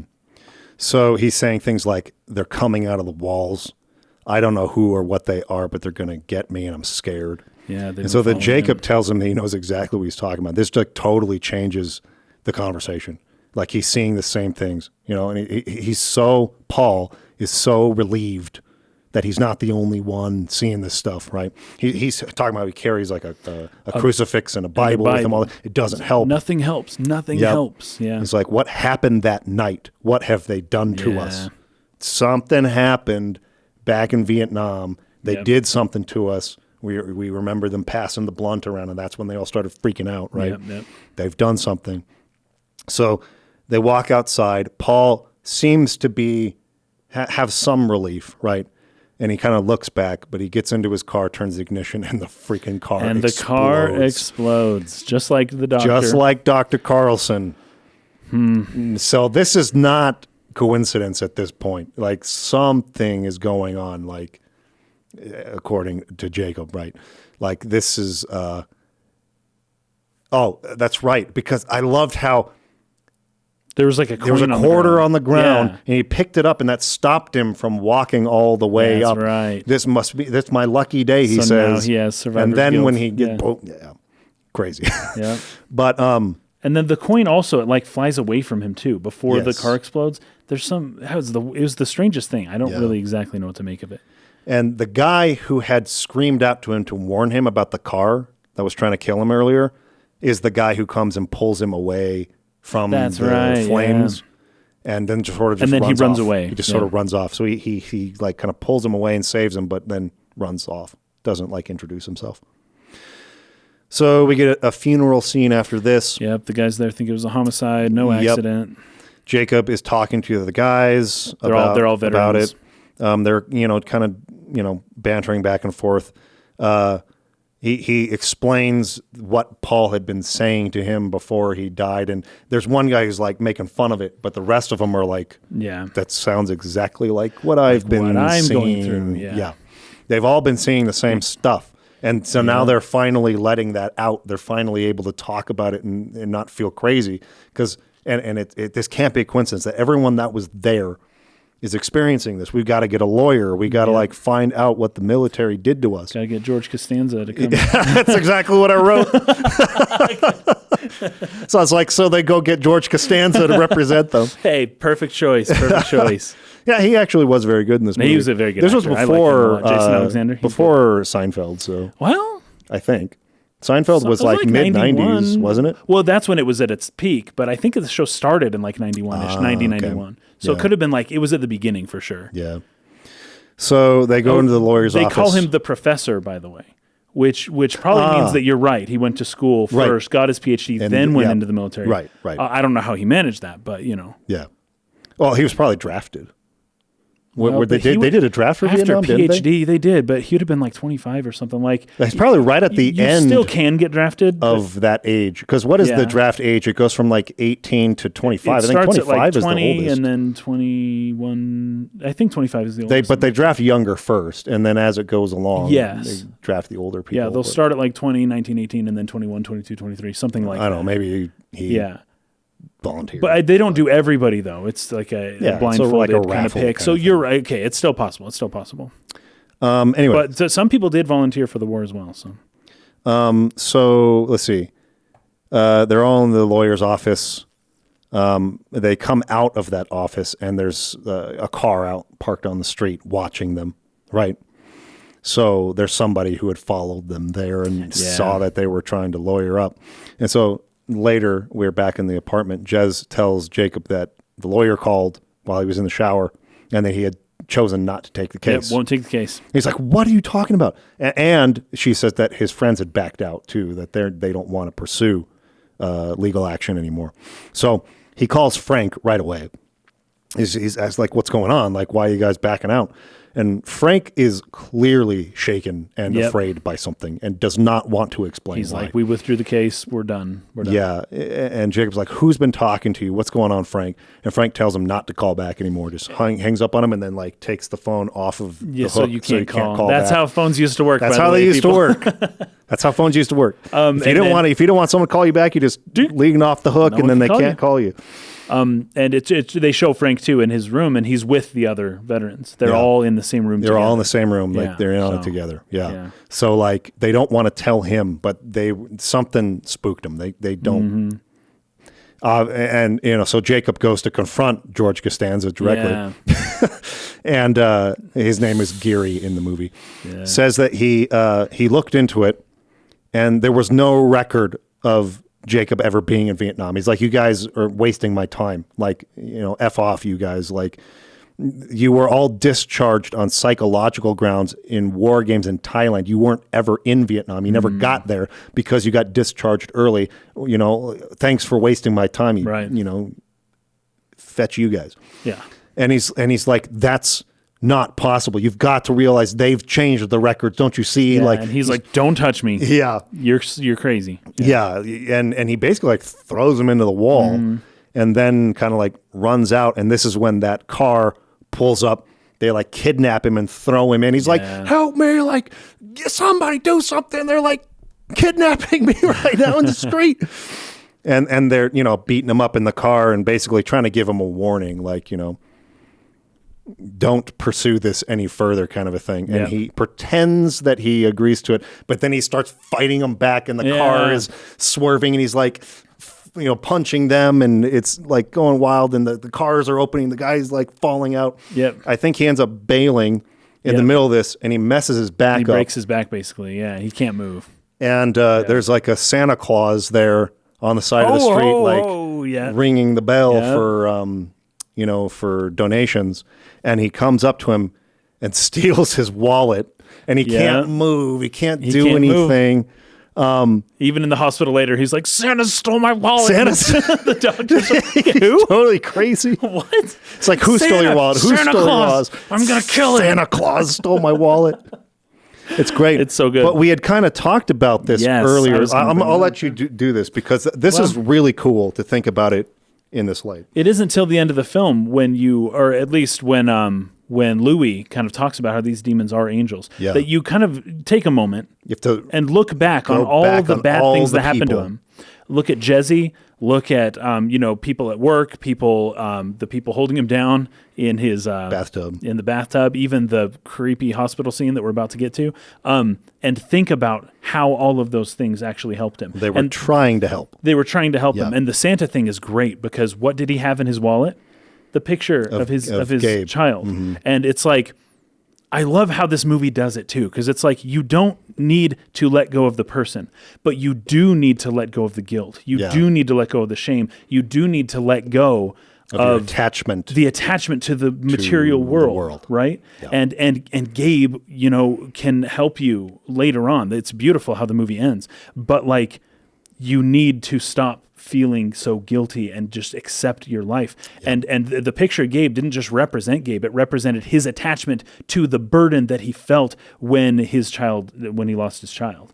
Right? That's what that picture means. It doesn't just mean that, I have a kid and here's what he looks like. It's like, this means I am responsible for somebody dying and I'm going to keep this with me and it's until it breaks my back because the weight is so heavy. And Santa is actually helping him when he takes that burden off of him. Right? And I don't know, man. That's all beautiful. about perspective. It's really beautiful. How do I interpret this event? Yes. And this is so true just in every aspect of your life. This is something I learned about a year ago. I was in the hospital. And this is something that they taught us. I'm not going to go into the whole story, but I was in the psychiatric ward for like 5 days. But one of the things that they taught us was that events that happen to you are neither positive or negative. Nothing that happens to you, whether it's your mother dying in an accident or you go bankrupt or anything, that is not a negative event. It's just an event. It's a thing that happened. And the way that you interpret what it means is what creates the emotions you have. So it's how you think about it creates how you feel. And they kind of explained how, like, the analogy they use is like a wine wall, or, like, you have all these wines on the wall. Yeah. And which one you pick to drink, or it's kind of like neurotransmitters, right? So, like, oh, sure, your thoughts like a dictate switchboard. Yeah. which one gets picked up off the wall. Right. And as you drink it or indulge in that thought, then the chemicals get released, the emotion is felt, and then it runs through you for a while. And so then you kind of got to let it die out before you can release some new neurotransmitters to create a new emotion. I see. So the way that Jacob is interpreting the events happening around him, the way he thinks about how it's happening, affects how it's feeling to him, right? But when you change that perspective, when you are able to change your interpretation, what it means to you, you can look at something bad that happened to you as this awful, life-shattering thing, or you can look at it as, oh, here's an opportunity for a shift in my life, something to examine and to change and to do better at and to move forward. And that difference in interpretation can totally change your life. Where everything that happens to you is just a thing that happened. It's not this negative thing that happened to me. It's just a thing. And if you can interpret it as being a bad thing, or you can interpret it as an opportunity. Sure, yeah. And that's kind of what Louis It's all about reshapes this as he reframes it later, and why this movie hit me Yeah. as hard as it did. So he sees Santa Claus as this dirty freaking like bum in an alleyway who comes to steal his money, when really he was trying to take away the burden of guilt of how Gabe died, which is we learned about a little later. So it's just beautiful. The message of this movie is about the most important message, at least for me in my life currently, that I have ever encountered in a piece of art, and why the movie meant so much to me. So, but before we get to that, we got to go through this hospital emergency room scene, which is freaking nuts. It is something else. I got to mention before we get there. So before all of this happened, back when he was getting a phone call from the people telling him to stop pursuing the case, there's a book that he has. It's called The Stranger by Albert Camus. And it's existentialism. It's that book is all about the absurdness of life and nihilism and existentialism and what it means to like even exist in the world and what it means to interpret events like what you're talking about. Like one of the philosophies of absurdism just in general is that, you know, sometimes things happen that don't actually have meaning, right? Yeah. And you can assign the meaning however you want, but like stuff just happens and often it just does not make sense. Yeah. And that's life, right? It's like a whole philosophy of life. It just happens. There's, again, neither positive nor negative in and of itself. It's just an event. You decide whether it's positive or negative, a good or a bad thing. Sure. And you determine that with your thoughts. So, and that's one thing, well, this is debatable too if we go deep into philosophy, but generally speaking, you have control over what you think. Yes. Well, you can sit there and say, no, I'm choosing to look at it this way instead. Right, and it takes some training because your neural pathways get really like solidified kind of the older you get, and you get into sort of cycles of thinking where it just sort of is natural for your brain to go that way because it's just done that path so many times. Right. The neurons fire that way every time. So in changing it, but that's the power of the mind. You have the opportunity to change it. You can direct your thoughts in a different direction, form new neural pathways, and form a new behavior, a new pattern of thinking. And that's where you actually heal from these sort of like negative cycles of thinking. So anyway. Okay. And then, there actually was something else I was going to bring up. Oh yeah. So there's an ancient Japanese, this ancient Eastern story that is basically there's a man farming and something, I can't remember the whole story, but the idea is more or less what you're saying, but it's an Eastern philosophy. So basically, like, something bad happens to him, and his neighbor shows up and says, "Oh, that's horrible," and he goes, "Yeah, well, we'll see," and then it turns out to become a good thing later on. Like, one of them is that his son was riding a horse, and his son fell off and broke his leg. And it's like, oh, that's horrible. What are you going to do now? But then a day later, the military initiates a draft. And because his son had broken his leg that day, he wasn't eligible to have to go die. Back then, you fight a war, you're freaking toast, right? Yeah. And this is an ancient story from Japan, I think. And so it's like, oh, well, okay. And then they say, oh, wow, you lucked out, didn't you? Your son doesn't have to go fight in war. And then he goes, we'll see. Like, basically everything that happens, instead of doing the interpretation, he's saying, I'm going to withhold my judgment until a later point as to whether or not that was good or bad. Because depending on context and what happens later, it could be good or bad, right? But at the moment, we just don't know. It's just a situation that we're dealing with right now. Anyways, Eastern philosophy. It's very, very good. I think it's a very kind of universal truth. It just rings very true to me. Okay, so the hospital room. Yep. He can't. Oh, this is so good. They turn that light on over him as soon as he can't stand to see the light. Nope. Isn't that good? It's so good. It's so good. And then they try to adjust his back, and then he's like, freaking out. And he goes, I need my chiropractor. Yes, exactly. Yeah, I need Louis. I don't need to ask you if that hurt. And they're kind of like laughing at his pain a little bit. Yeah. Like, what the heck? Yeah. And then they start wheeling him down into the basement of the hospital, I guess. Yeah. Dude, like this scene shook me. It shook me. It's pretty like disturbing imagery wise. So he's being wheeled through. So he sees Gabe's bicycle first. Yes. Yeah. He sees Gabe's bike, and he's like, whoa, like what is that doing took him by surprise. Here? Yeah. And then there's like this chain link gate on the roof of where he's at, but then like he's going down into it does not look like a hospital anymore. No. This looks like a government research facility from the 1950s where they're trying to figure out like how to make a human animal chimera. Yep. So that's kind of what it feels like. But what's really good is that he's going down, not up. He had the chance. They showed him the light. He doesn't like the light. He doesn't want to look at the light. And so now he's going into the darkness, which he doesn't think he wants, but he is willing himself into that spot by his own just to refusal avoid looking at the to light. look at the light and to reach towards the light and to go towards the light or to have anything to do with the light, right? Yep. So he's descending down to hell, denying that he's dead. Yep. And so you're seeing broken bike. He says, Gabe.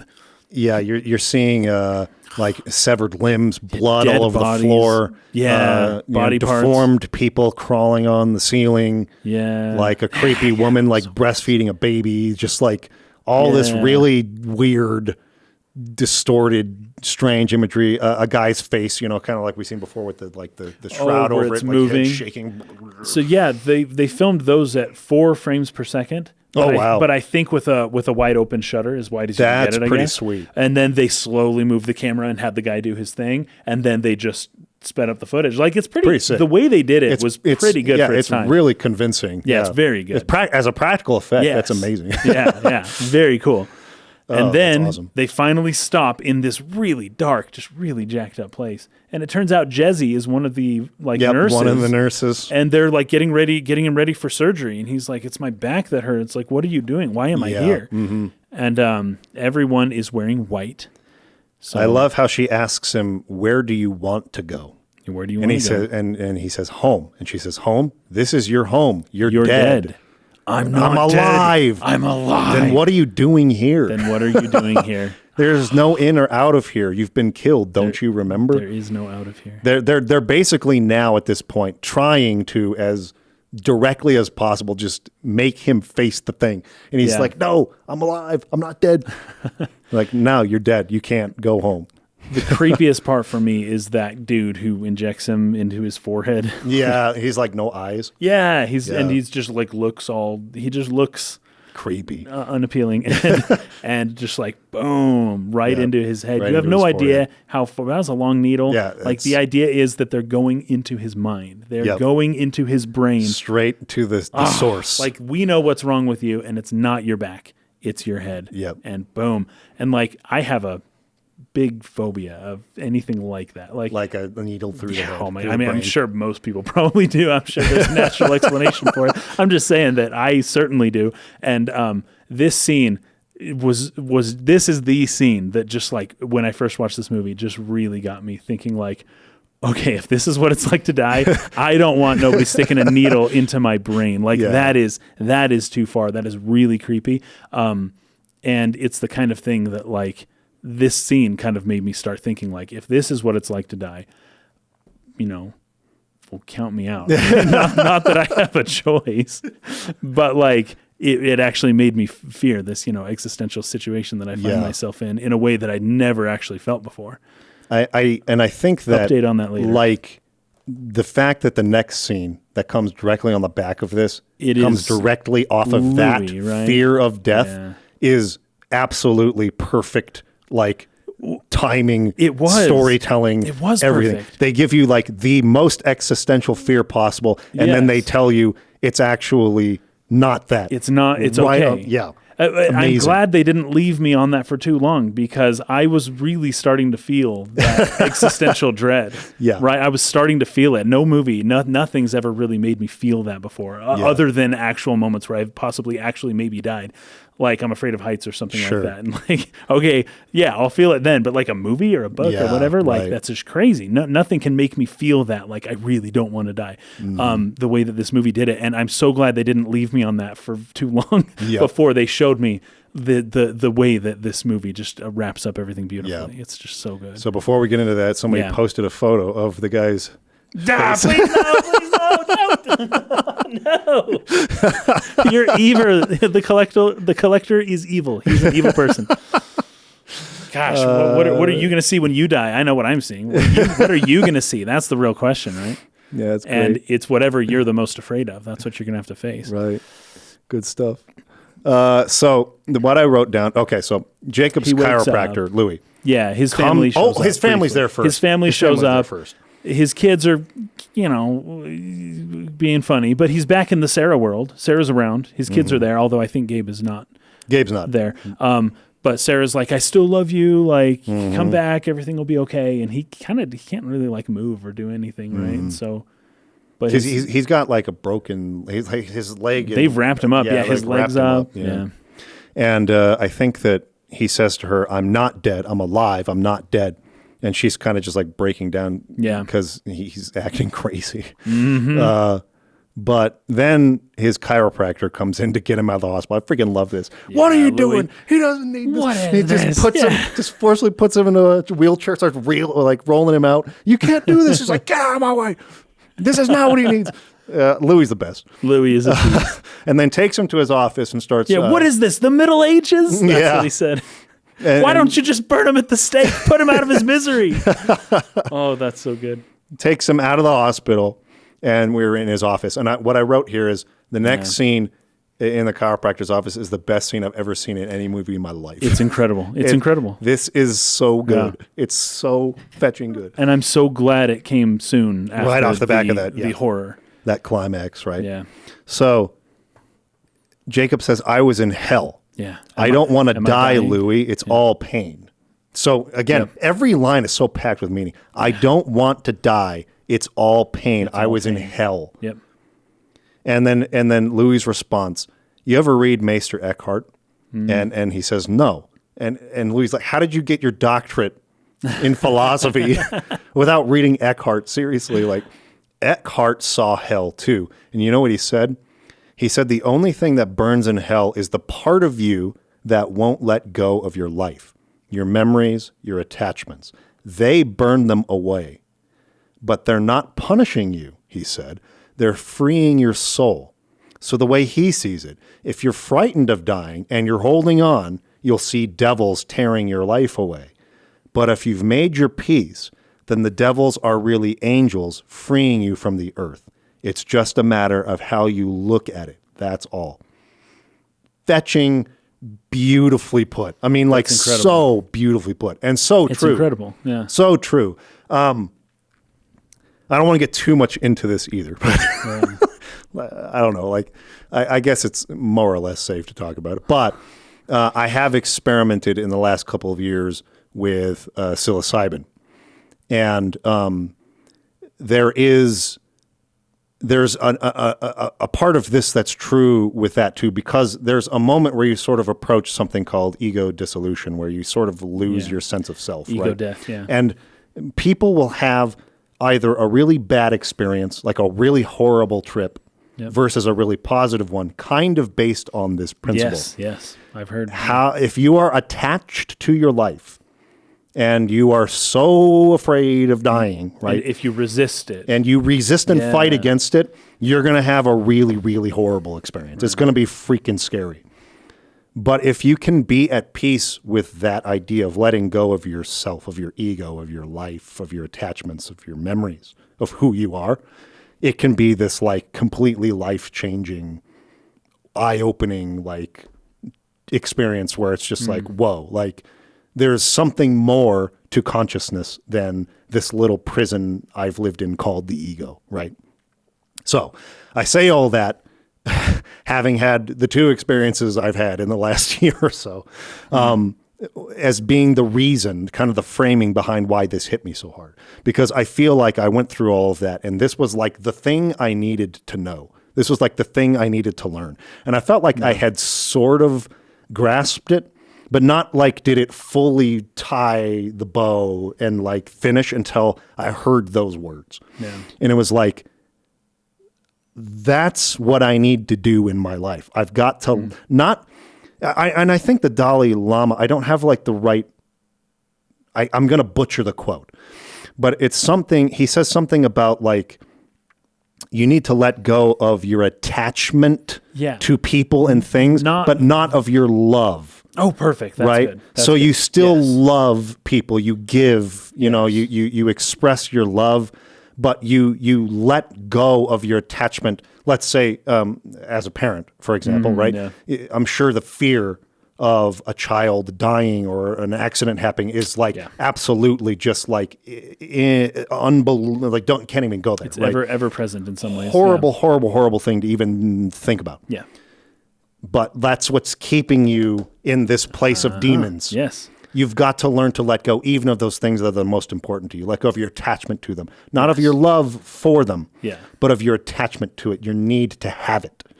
And that is what creates your demons and what makes the experience of death so awful. That's good. But if you're able to let go of it and truly let go, and this is not an easy thing to do, but to let go of your attachment to this world and live in it still while being unattached to it, you're free of all of your fear.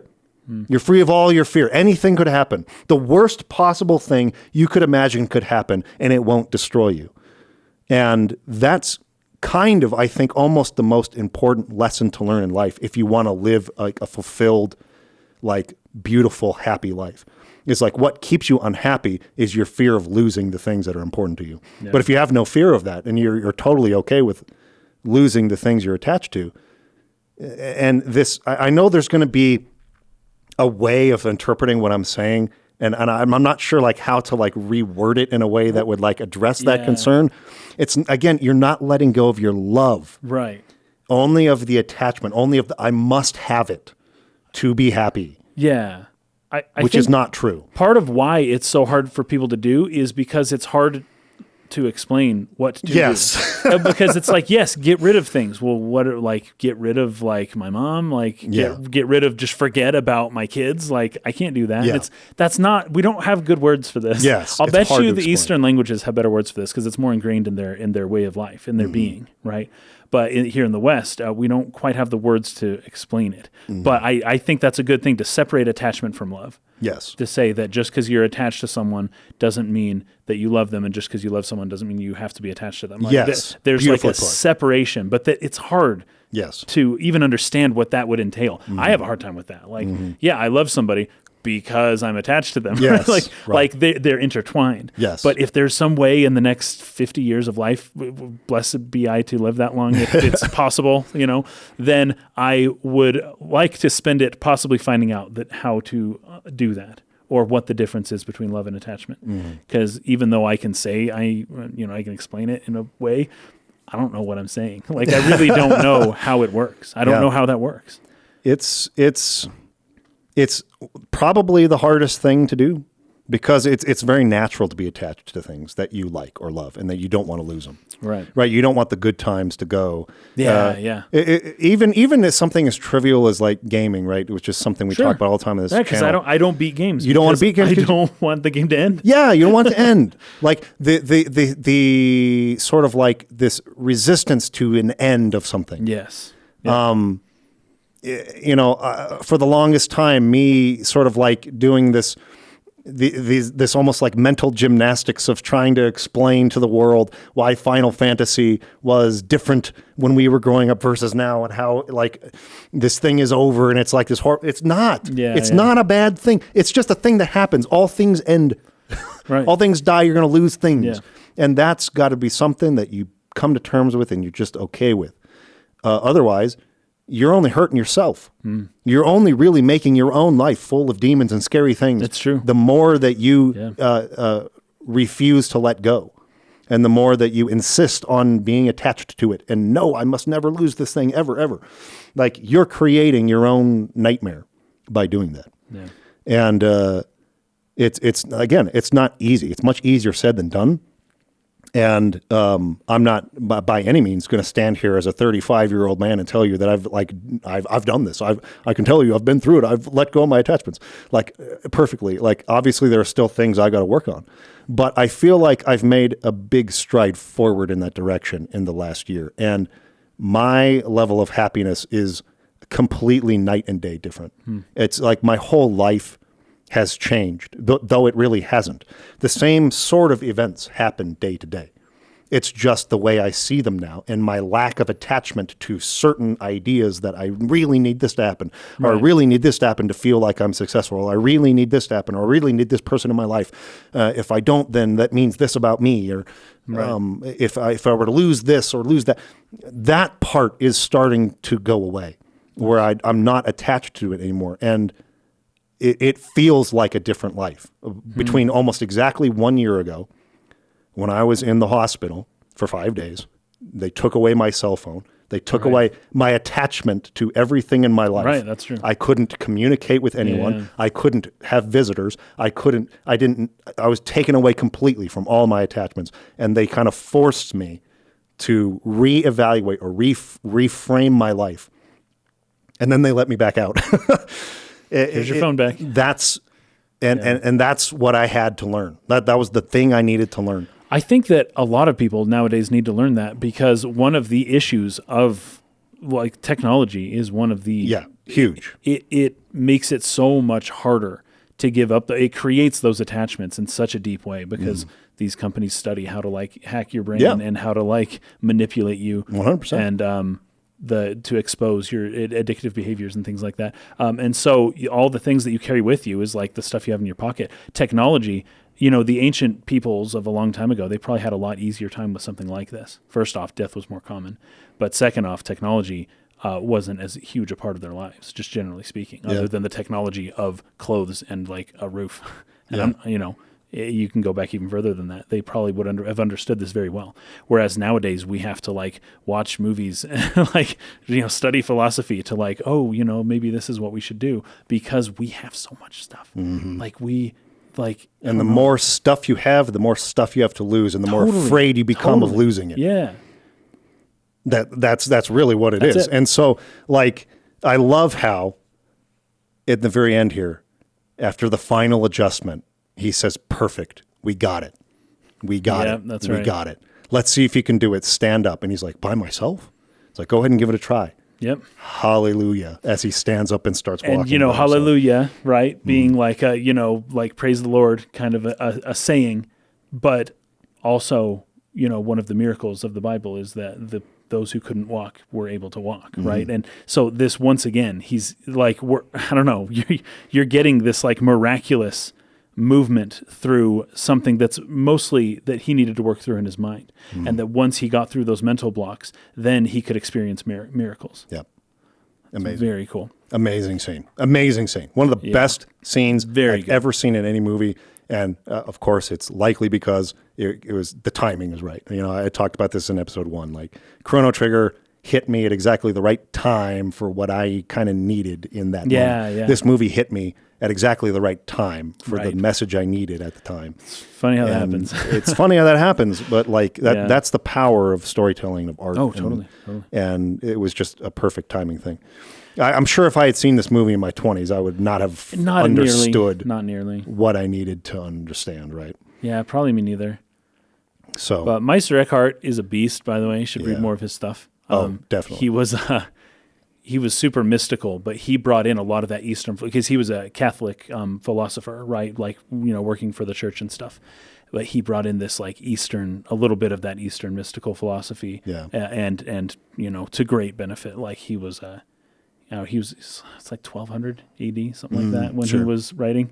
It's crazy how like old stuff can be so relevant Yes. now. Yes. And you would think I have nothing in common with like a German Catholic philosopher of 1200 AD, right? And it's like, dude, these people, there was true wisdom in what these people from a long time ago had. It still have to offer us that we just completely ignore because of our technology. Go figure. Yeah, absolutely. All right, let's keep going. Okay, so back at home, Jacob goes through some of his old things, his certificate from the Army, graduation certificate, honorable Yep. discharge letter, photographs, things like that. And it's a box of all of his attachments. Yep. Things that he's holding on to. Yep, exactly. Yeah. And then we see how his son Yeah, we dies. see the scene of how Gabe died, riding his bike into the street and getting hit by a car. Jacob was with him. He should have been watching him closer. Yeah. That kind of thing. So he feels guilty about this. So he's still not quite there. These things are still, he's still looking at his things. He's still, holding on to his attachments a little bit. As soon as he can see his son and not think of the car accident with the bike, that's what we're going for. Yes. Right. He doesn't need to forget the son. He just needs to be able to look at his son And not and feel not the guilt, not feel the guilty. attachment to what and not physically happened. like to not feel not worthy. Yes. Like, oh, I don't deserve you. Yeah. Right. Like that's, as soon as he can do that, that's when he's overcome the obstacle. So Jacob sees Gabe in the mirror and then sees a distorted face. So we're still seeing a little bit of fear to let go of this. The demons are keeping him from furthering his attachments. That's at least part of it. Yeah. So Jesse comes home. A call comes with the guy from the guy who warned him about the car and had pulled him away from the fire. That's right. So he's going to explain about the drugs and the experimentation that was done to him in the Army. Jesse asks him not to go meet the man. I thought that was interesting. It's like, don't go there. Like, you don't need to. Anyways, but he goes anyways. We can talk a little bit about like just conspiracy theories in general and how they really can suck you in. Oh, right? totally. Because there's a lot of true stuff out there that is true and that the government doesn't want you to know about and is true. Here's the key. But how do you interpret that information? Exactly. And how do you assume that the people in charge also did all of the other conspiracies and that it boils down and that they're all connected and that this person did that? Like eventually the conspiracy theory hole, which is so easy to fall into because the government does hide lots of stuff from everyone all the time. And Jeffrey Epstein's island, right? But then it's like, but like it's so easy to look at that and be like, oh, the government lied.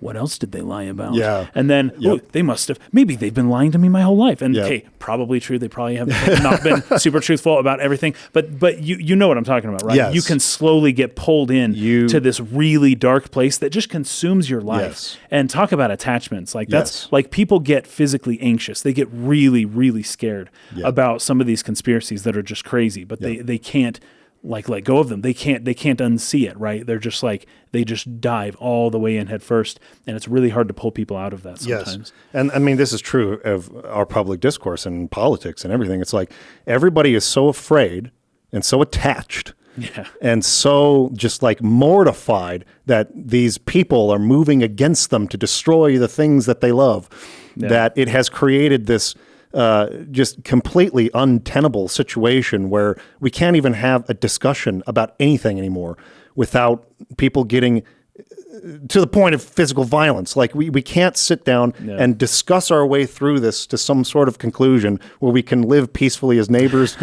and countrymen anymore because we are so riled up and afraid. Yeah. And it's all about being so attached to stuff that in the end, like we're saying, you're creating your own horrible nightmare Yeah. by being so attached to it. So Because one of the things is as you talk about like things happen, right? So let's say that you found out that there is this crazy conspiracy, right? Yeah. Okay.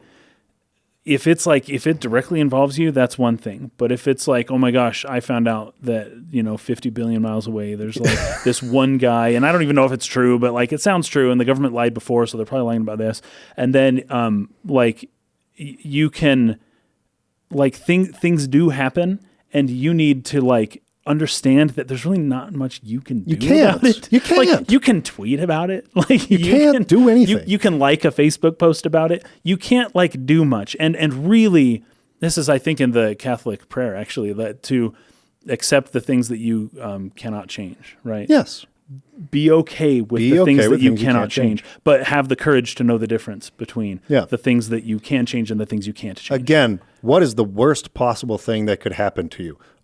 Our country gets taken over by these people who will take away our freedom, and my children will have to be raised in a country where they're not allowed to have free speech and all this stuff. It's like, okay, once again, that's a thing. Yes. That is neither positive nor negative. It's just a thing. It's a thing. How do you choose to interpret what that means to you is all within your power. Right. And if you're going to sit here and be so attached to your life and your idea or your ideology, your ideal of the way you want to live, and you're going to be so attached to that anyone threatening to come and take that away, you're going to create a nightmare, horrible, like totally anxious experience of life where every day you live in fear. Yes. Every day. And you're you know just what? torn apart by this. It's either going to happen anyways or it's not. Yes. And you can't do anything about it. That's my point. I don't mean to get all that last two sentences we said. That is what I'm trying to get at. I don't mean like if you're into conspiracy theories, whatever, but please have the courage to know when you can and cannot do anything about it. And if it's not in your power to do anything about this, stop letting it control your life. Let go, man. Let go of it. The government's going to lie. They are going to lie. Just live your life. And the government's been lying for, how long has government existed? 20,000 years? 50, 100,000 years? Government's been lying for 100,000 years. You're not going to change that. Just like live your life and do your best and live your best life that you can, Under the circumstances that are given to you, which are neither positive or negative. Now, this does not mean that there isn't a time to stand up and fight for something that's important, but it's why you're choosing to do it. And it's not doing it in fear. Yeah. It's doing it because I really believe this is the right thing to do. I think we can make a positive impact on people's lives. And that's less getting sucked into the dark hole of the abyss. That's more like being able to see things clearly or with love. Or moving forward, doing something about it, getting out of your house instead of sitting there reading the demonology books. Yes, right? That's like good. actually That's getting outside and doing something about it. Yeah. But doing it with a mindset that is unafraid, right, of the outcome. Whether you win or lose, like it's just going to be a set of circumstances, and you deal with those in the way that you choose to deal with them. Yeah. So, okay, didn't want to get too political here, but honestly, conspiracies are not to one side or the other, right? Yeah. It's kind of both. Michael Newman, right? I wrote down, his conspiracies keep getting deeper and deeper. Like all of a sudden it was like, oh, they experimented on us. And then another guy calls and, oh, this is a whole thing. It's like an invitation to get initiated into the dark secrets of like the underground government. And he's all for it. Right. And it's so funny because he's looking at this picture of Gabe and he's like so close to like, or it wasn't a picture, it's the mirror, right? Mm-hmm. Like he was getting close to accepting it. And then boom, like the phone rings and he's right back into the darkness of the world. And that's where this guy meets him. It's like a dark alleyway at nighttime. And like Jake would much rather like exist in the darkness than like approach the light. Mm-hmm. It's kind of sad. It's totally true. So Michael Newman, he's a chemist. He used to make this addictive drugs. Make drugs. Of course, Michael is an archangel in the Bible. And Newman then is he a character on this. Seinfeld. yes, there you go. George Costanza. New man, right? New man, man, right? yeah, Michael, new man. Okay. Yeah. So talk about a ladder. He says starts talking about this drug and what it does. He says it's a fast trip down the ladder. Yes. Right to the primal fear. Yeah, it's like a quick release sort of thing, right? That's the other thing. This is true of psilocybin mushrooms as well. Like if you just eat them it takes about an hour before you start feeling really? effects. Versus Okay. if you really crush them up and like you drink them with to like a make it lemonade or something, digestible you easier. digest it quick and you get a faster release. I see. But it's great. They're using the symbolism of a ladder, talking about going down a ladder, right? That's the descent downwards, right? To the primal fear. The fear is the problem. You know what's funny? I'm just now thinking about what I said about conspiracies. I forgot at the end of this movie, they're basically like, hey, by the way, that drug thing is totally real. Okay. So maybe I'm off base about what this movie is trying to say, at least what the director is trying to say. But I'm with you on it. I'm with you on it. I actually am at the point where I believe it. I believe the government totally drugged Vietnam soldiers. Whether or not the conspiracy is true. Exactly. That's more the point. Yes. That's you more don't point. have to be so attached Yes. to and fearful of it. Is really, yeah. Sorry, I just now made that You're connection. good. Anywho, okay, so they gave the medicine to humans. The platoons began to kill each other, Yes. right? And it just people went crazy. But the way that people went crazy was that this medicine exploited your primal fear. Yes. right. So the medicine works on your fear. The drug works on your fear, and it's the fear that makes you kill people. Yes. It's not so much the drug itself or whatever it's doing. What it's doing is it's getting at the demons, and it's bringing out the demons that are within you. Yeah. This even goes back to the theme of Nazca, the Valley of the Wind, which is all about dispelling your fear, right? It's the fear that creates all of this war and conflict between people. You need to live your life unafraid. The worst thing to happen to somebody who's wrapped up in a conspiracy theory, though, is to get a phone call from someone claiming to be a part of the conspiracy. I can just imagine 100 ways that goes, and it's just like... None of them are good. None of them are good. It's like, oh my gosh. It's kind of like Dwight Schrute in The Office a little bit. Yeah. I could see like Jim calling him up and being like, hey, Yep. It's exactly and Dwight's it. just like all for it, and it like consumes his life, and just anyways. Yep. And that's the other thing Don't be gullible. you become eager to believe. Yes, yeah. And so you start to interpret Very everything. receptive. Everything you see is yeah. pointing to that. They all, you just, Yep. what a horrible life to live, honestly. That would be rough, unless you can do something about it. Then do something. But once Yes. again, we're back to that point, Yeah. So what actually happened was that they weren't attacked by the Viet Cong. They attacked each They other. attacked each other Yeah. because they were all taking this drug, and it And was that's a big why you experiment. don't see who stabbed him with the bayonet. Until now. Yeah. Now you see it was one of the guys in his own platoon who stabbed him. Right. And that's how he died. Which may entirely be how the platoon may have found out about this. Like, whoa, we killed each other, and I don't want any part of this. So after learning this truth, Jacob decides to go back to his old house in Brooklyn, That's where he takes his wife lives. Taxi, right? Takes a cab there. And there's a cross on the hanging from the rear window or something, Yeah. and it's like hypnotic motion, like swaying back and forth. And Jacob can't look away; he's staring right at it. He's hypnotized by it. Just like, Yep. And we get the quote again: "If you're frightened of dying and you're holding on, you'll see devils tearing your life away. But if you've made your peace, then the devils are really angels freeing you from the earth." Very good. And he's kind of walking through his old house, sees images of his family. He begins, this is more like the direct life flashing before your eyes kind of scene. He's seeing his memories of his family, of his kids. Kind of, his heart is slowing down. You hear kind of a beat of his heart slowing. And this is as he's looking at the cross, right? Yeah, well, I think he's in his house. Oh, he's in his house. In That his old is after house. he met Samuel then? Sam? Yeah, the guy at the gate who lets him in. Which Samuel means God has heard. Yes. And so you hear the heartbeat slowing down, the flashing of his life before his eyes, and then Gabe is there on the stairs. And this is at Sarah's house. Yeah, that's right. Gabriel, his son, is waiting there on the stairs as the angel to take him to the other side.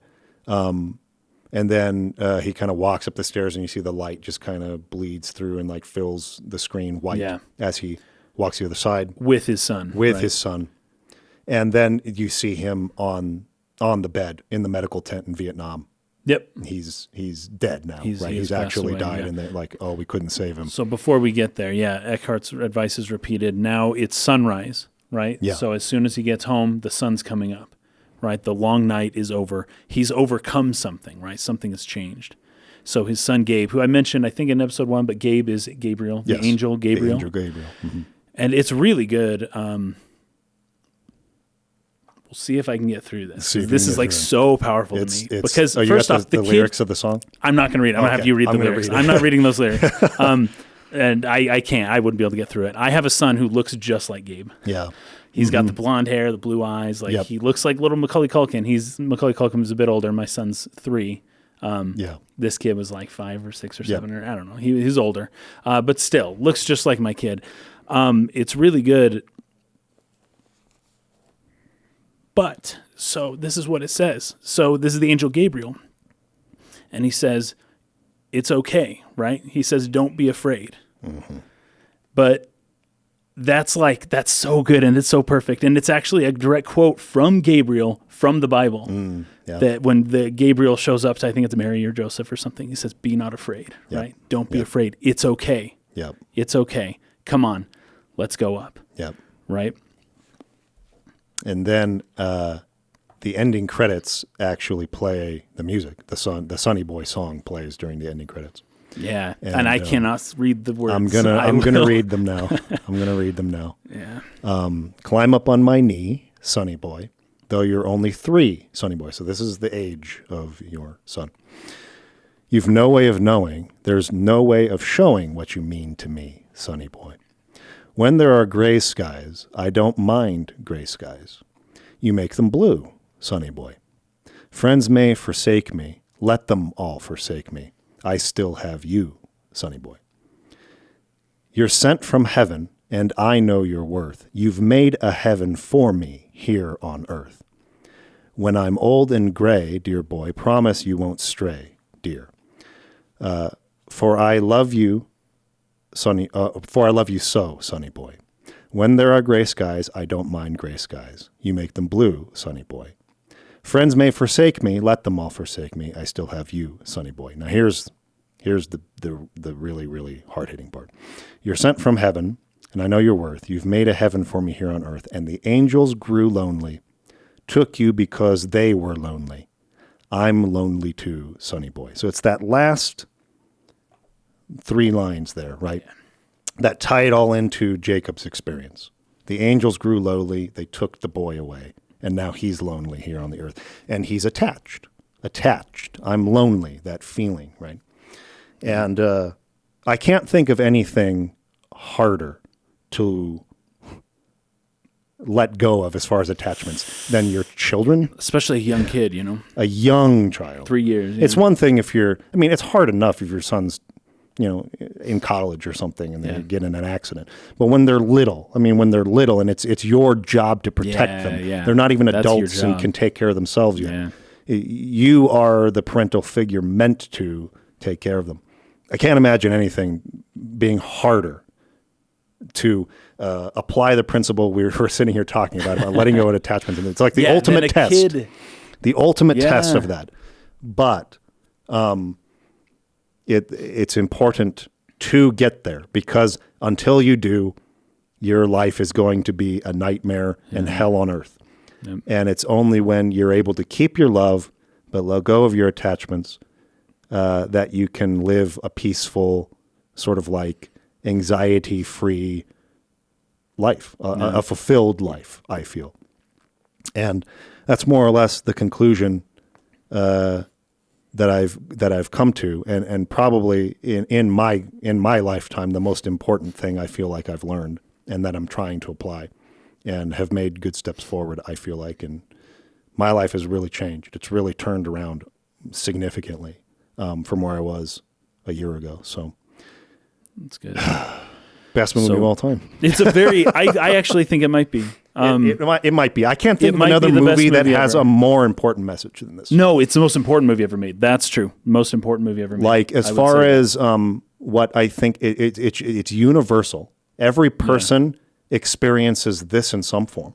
Yeah. Every person is attached. Every person experiences loss. Every person will die. Yep. So there's not one person this doesn't apply to. Yeah, totally. And every person needs to come to this realization if they want to have a passing that isn't filled with men trying to stick needles through your brain. Seriously. If you don't want to have that kind of experience when you're losing your sense of self, when you're losing your ego, I'm not encouraging this. I am by no means telling anybody to do this, but a form of practice that I came across was a psilocybin trip. Hey, I mean, that's as close Where- as you'll experience to death, where you can actually come back and talk Where about you it. can come back and say, whoa, I was getting on that threshold. Was I ready to let go of myself or not? Right. I'm not telling you guys to do drugs. I'm not. Please don't misunderstand. I'm not telling you to do that. What I'm telling you is that I had that experience, and it can free you a little bit from this fear that I'm talking about. So take that for what it is. But I think it's great that it was Gabe, right? Gabe was sent from heaven to take Jacob up the ladder. Like, that's the point, and that's more or less what the song is saying. Once again, like, I also have to just kind of emphasize that talking about Jacob's upbringing, the Christian upbringing in particular, that children of such is the kingdom of heaven, right? Like, it's the kids, right? And that's like the exemplary thing that is what's going to like lead him up the ladder to make his trip up to heaven. yeah. Once again, we have the question, just like with Pan's Labyrinth, did it really happen? What really happened? Yep. I'm not that interested in that question. Irrelevant. If I answer the question, I wrote down a thing here. In both cases, the answer is yes. It happened. Your only experience of objective reality is in your subjective mind. So if something happens in the mind, it happens. It happens, okay? Now, whether or not there was an objective reality to accompany the subjective experience of Jacob or not, it's just something I don't care about. Yes, no, so what? It happened for him in the movie, so it happened. I can be convinced otherwise. I can, but I just don't care. Yeah. Right? Like, and that's what I love about movies, right? Like, it's an important movie like this. It so doesn't matter, like what really happened or didn't happen. And the big question, the only reason I even bring this up is because at the end of the film it says, hey, the drugs are real. This movie's based on a real thing that happened. And like those drugs actually are real. And then it makes you think, oh, okay. So at the very least Vietnam was real, but then like, to what extent is this big conspiracy that he's seeing in his mind afterwards? To what extent was that like a reflection of reality? Yeah. And he's saying, yeah, the director is more or less saying, yeah, that's real. Like, okay, like, so what? Forget it. Just forget it. Because in the end, all that really mattered to him was like his family and his, coming to peace. Well, even with his life. even what they say, I'll read the quote here from that when it comes up right at the end before the credits. It kind of leaves it. It would be the worst thing to say to somebody who has a mind that's susceptible to conspiracy theories, because it doesn't really answer it. It says it was reported that the hallucinogenic drug BZ was used in experiments on soldiers during the Vietnam War. So it was reported that the Pentagon denied the story. Of course. And it's like, that's what the Pentagon does. that's what they do. They deny everything. But like now we don't know. Right. So I say that it's true. He's suggesting it's true without putting himself in a spot where he'll get sued. Sure. So he's got to say it has been reported. Yes. Okay. Well, it was enough for it's him not to like make a movie. it hasn't been confirmed that the government has used drugs to experiment on people. In fact, hasn't that been confirmed at this point for like what was basically the kind of the basis of the premise of like the Tuskegee experiment? No, the Stranger Things, like the LSD and yeah, they tested. I think it was specifically LSD that LSD was the one that they were testing without people's permission. They were just like going around, and so it's not like they hadn't done it before. Yeah. So yeah, anyway. they have almost certainly done it more than we know that they've done it. Yes. But that doesn't mean you don't have to. It you don't have to let it destroy your life. Yeah, unless you're in a position to change stuff. Unless you're in a position to do it, and you want to help people, and you love people, and risk your life by outing the CIA. Do it out of love, not out of fear. Is Perfect. That's do good. Everything you do in life out of love, not out of fear. So if you're doing it out of fear, it's because you're too attached to losing things. If you're doing it out of love, it's because you actually genuinely care about people, right? Yeah. All right. I do have another. I'm just going to read this part right here because this explains why I was so scared and why I'm not scared. And then we can be done. Okay. We can be done. So halfway through this movie, I was getting the understanding of what was going on, right? So once I realized that he was already dead, the movie became one of the most horrific things I've ever seen, right? It made me legitimately fear death. Like I have a general fear of dying. Everyone does, but I don't exactly want to die, right? But this gave me the perspective on what it might be like to die. And I had not, I had stopped watching, or that had I stopped watching right then and there, it could have led to a serious life crisis for me. But the end of this movie gave me such a feeling of hope and of love because there are horrific things in life. And dying is the time where you may have to come to terms with everything that you've seen, heard, done, thought, or felt. And it is going to be hard. It's a final judgment of sorts. You could call it a death dream. But at the end of that journey lies peace and comfort. The demons turn into angels. You have to accept yourself. You are being judged by yourself. You are your own worst enemy in this situation. This is where you'll find out what you truly do believe, who you truly are. And then whatever happens, happens. It's like a dream. As horrible as a dream can be, once you wake up, once you exit the world of dreams, it becomes as though the dream never happened at all.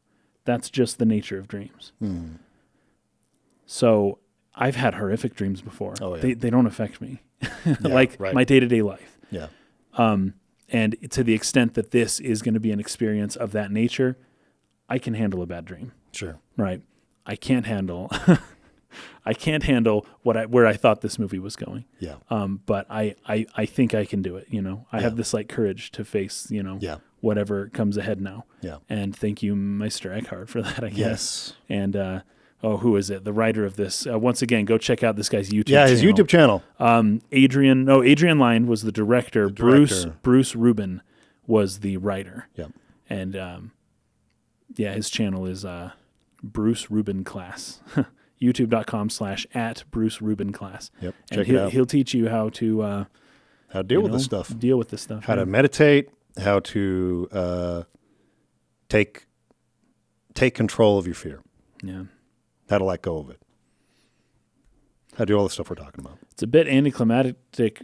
Well, we're going to do more movies after this, but none of them are going to be like this. I don't think anything will be as good as this. None of them will be as deep or as good or as important as this. Yeah, I'll put up another vote here as soon as this goes out in the next couple days for the next thing we cover. Maybe we should cover something lighter just to kind of have a change of pace. The next 5 episodes of Cowboy Bebop. Let's do Cowboy Bebop, or let's do Jurassic Park, or something fun, some blockbustery. 90s, yeah, something like that. Matrix. That'd be great. Anyway, appreciate you guys very much. We're going to stop here, but we hope that you enjoyed this 2-part series, and we'll see you again next month. Peace out. All right, see ya.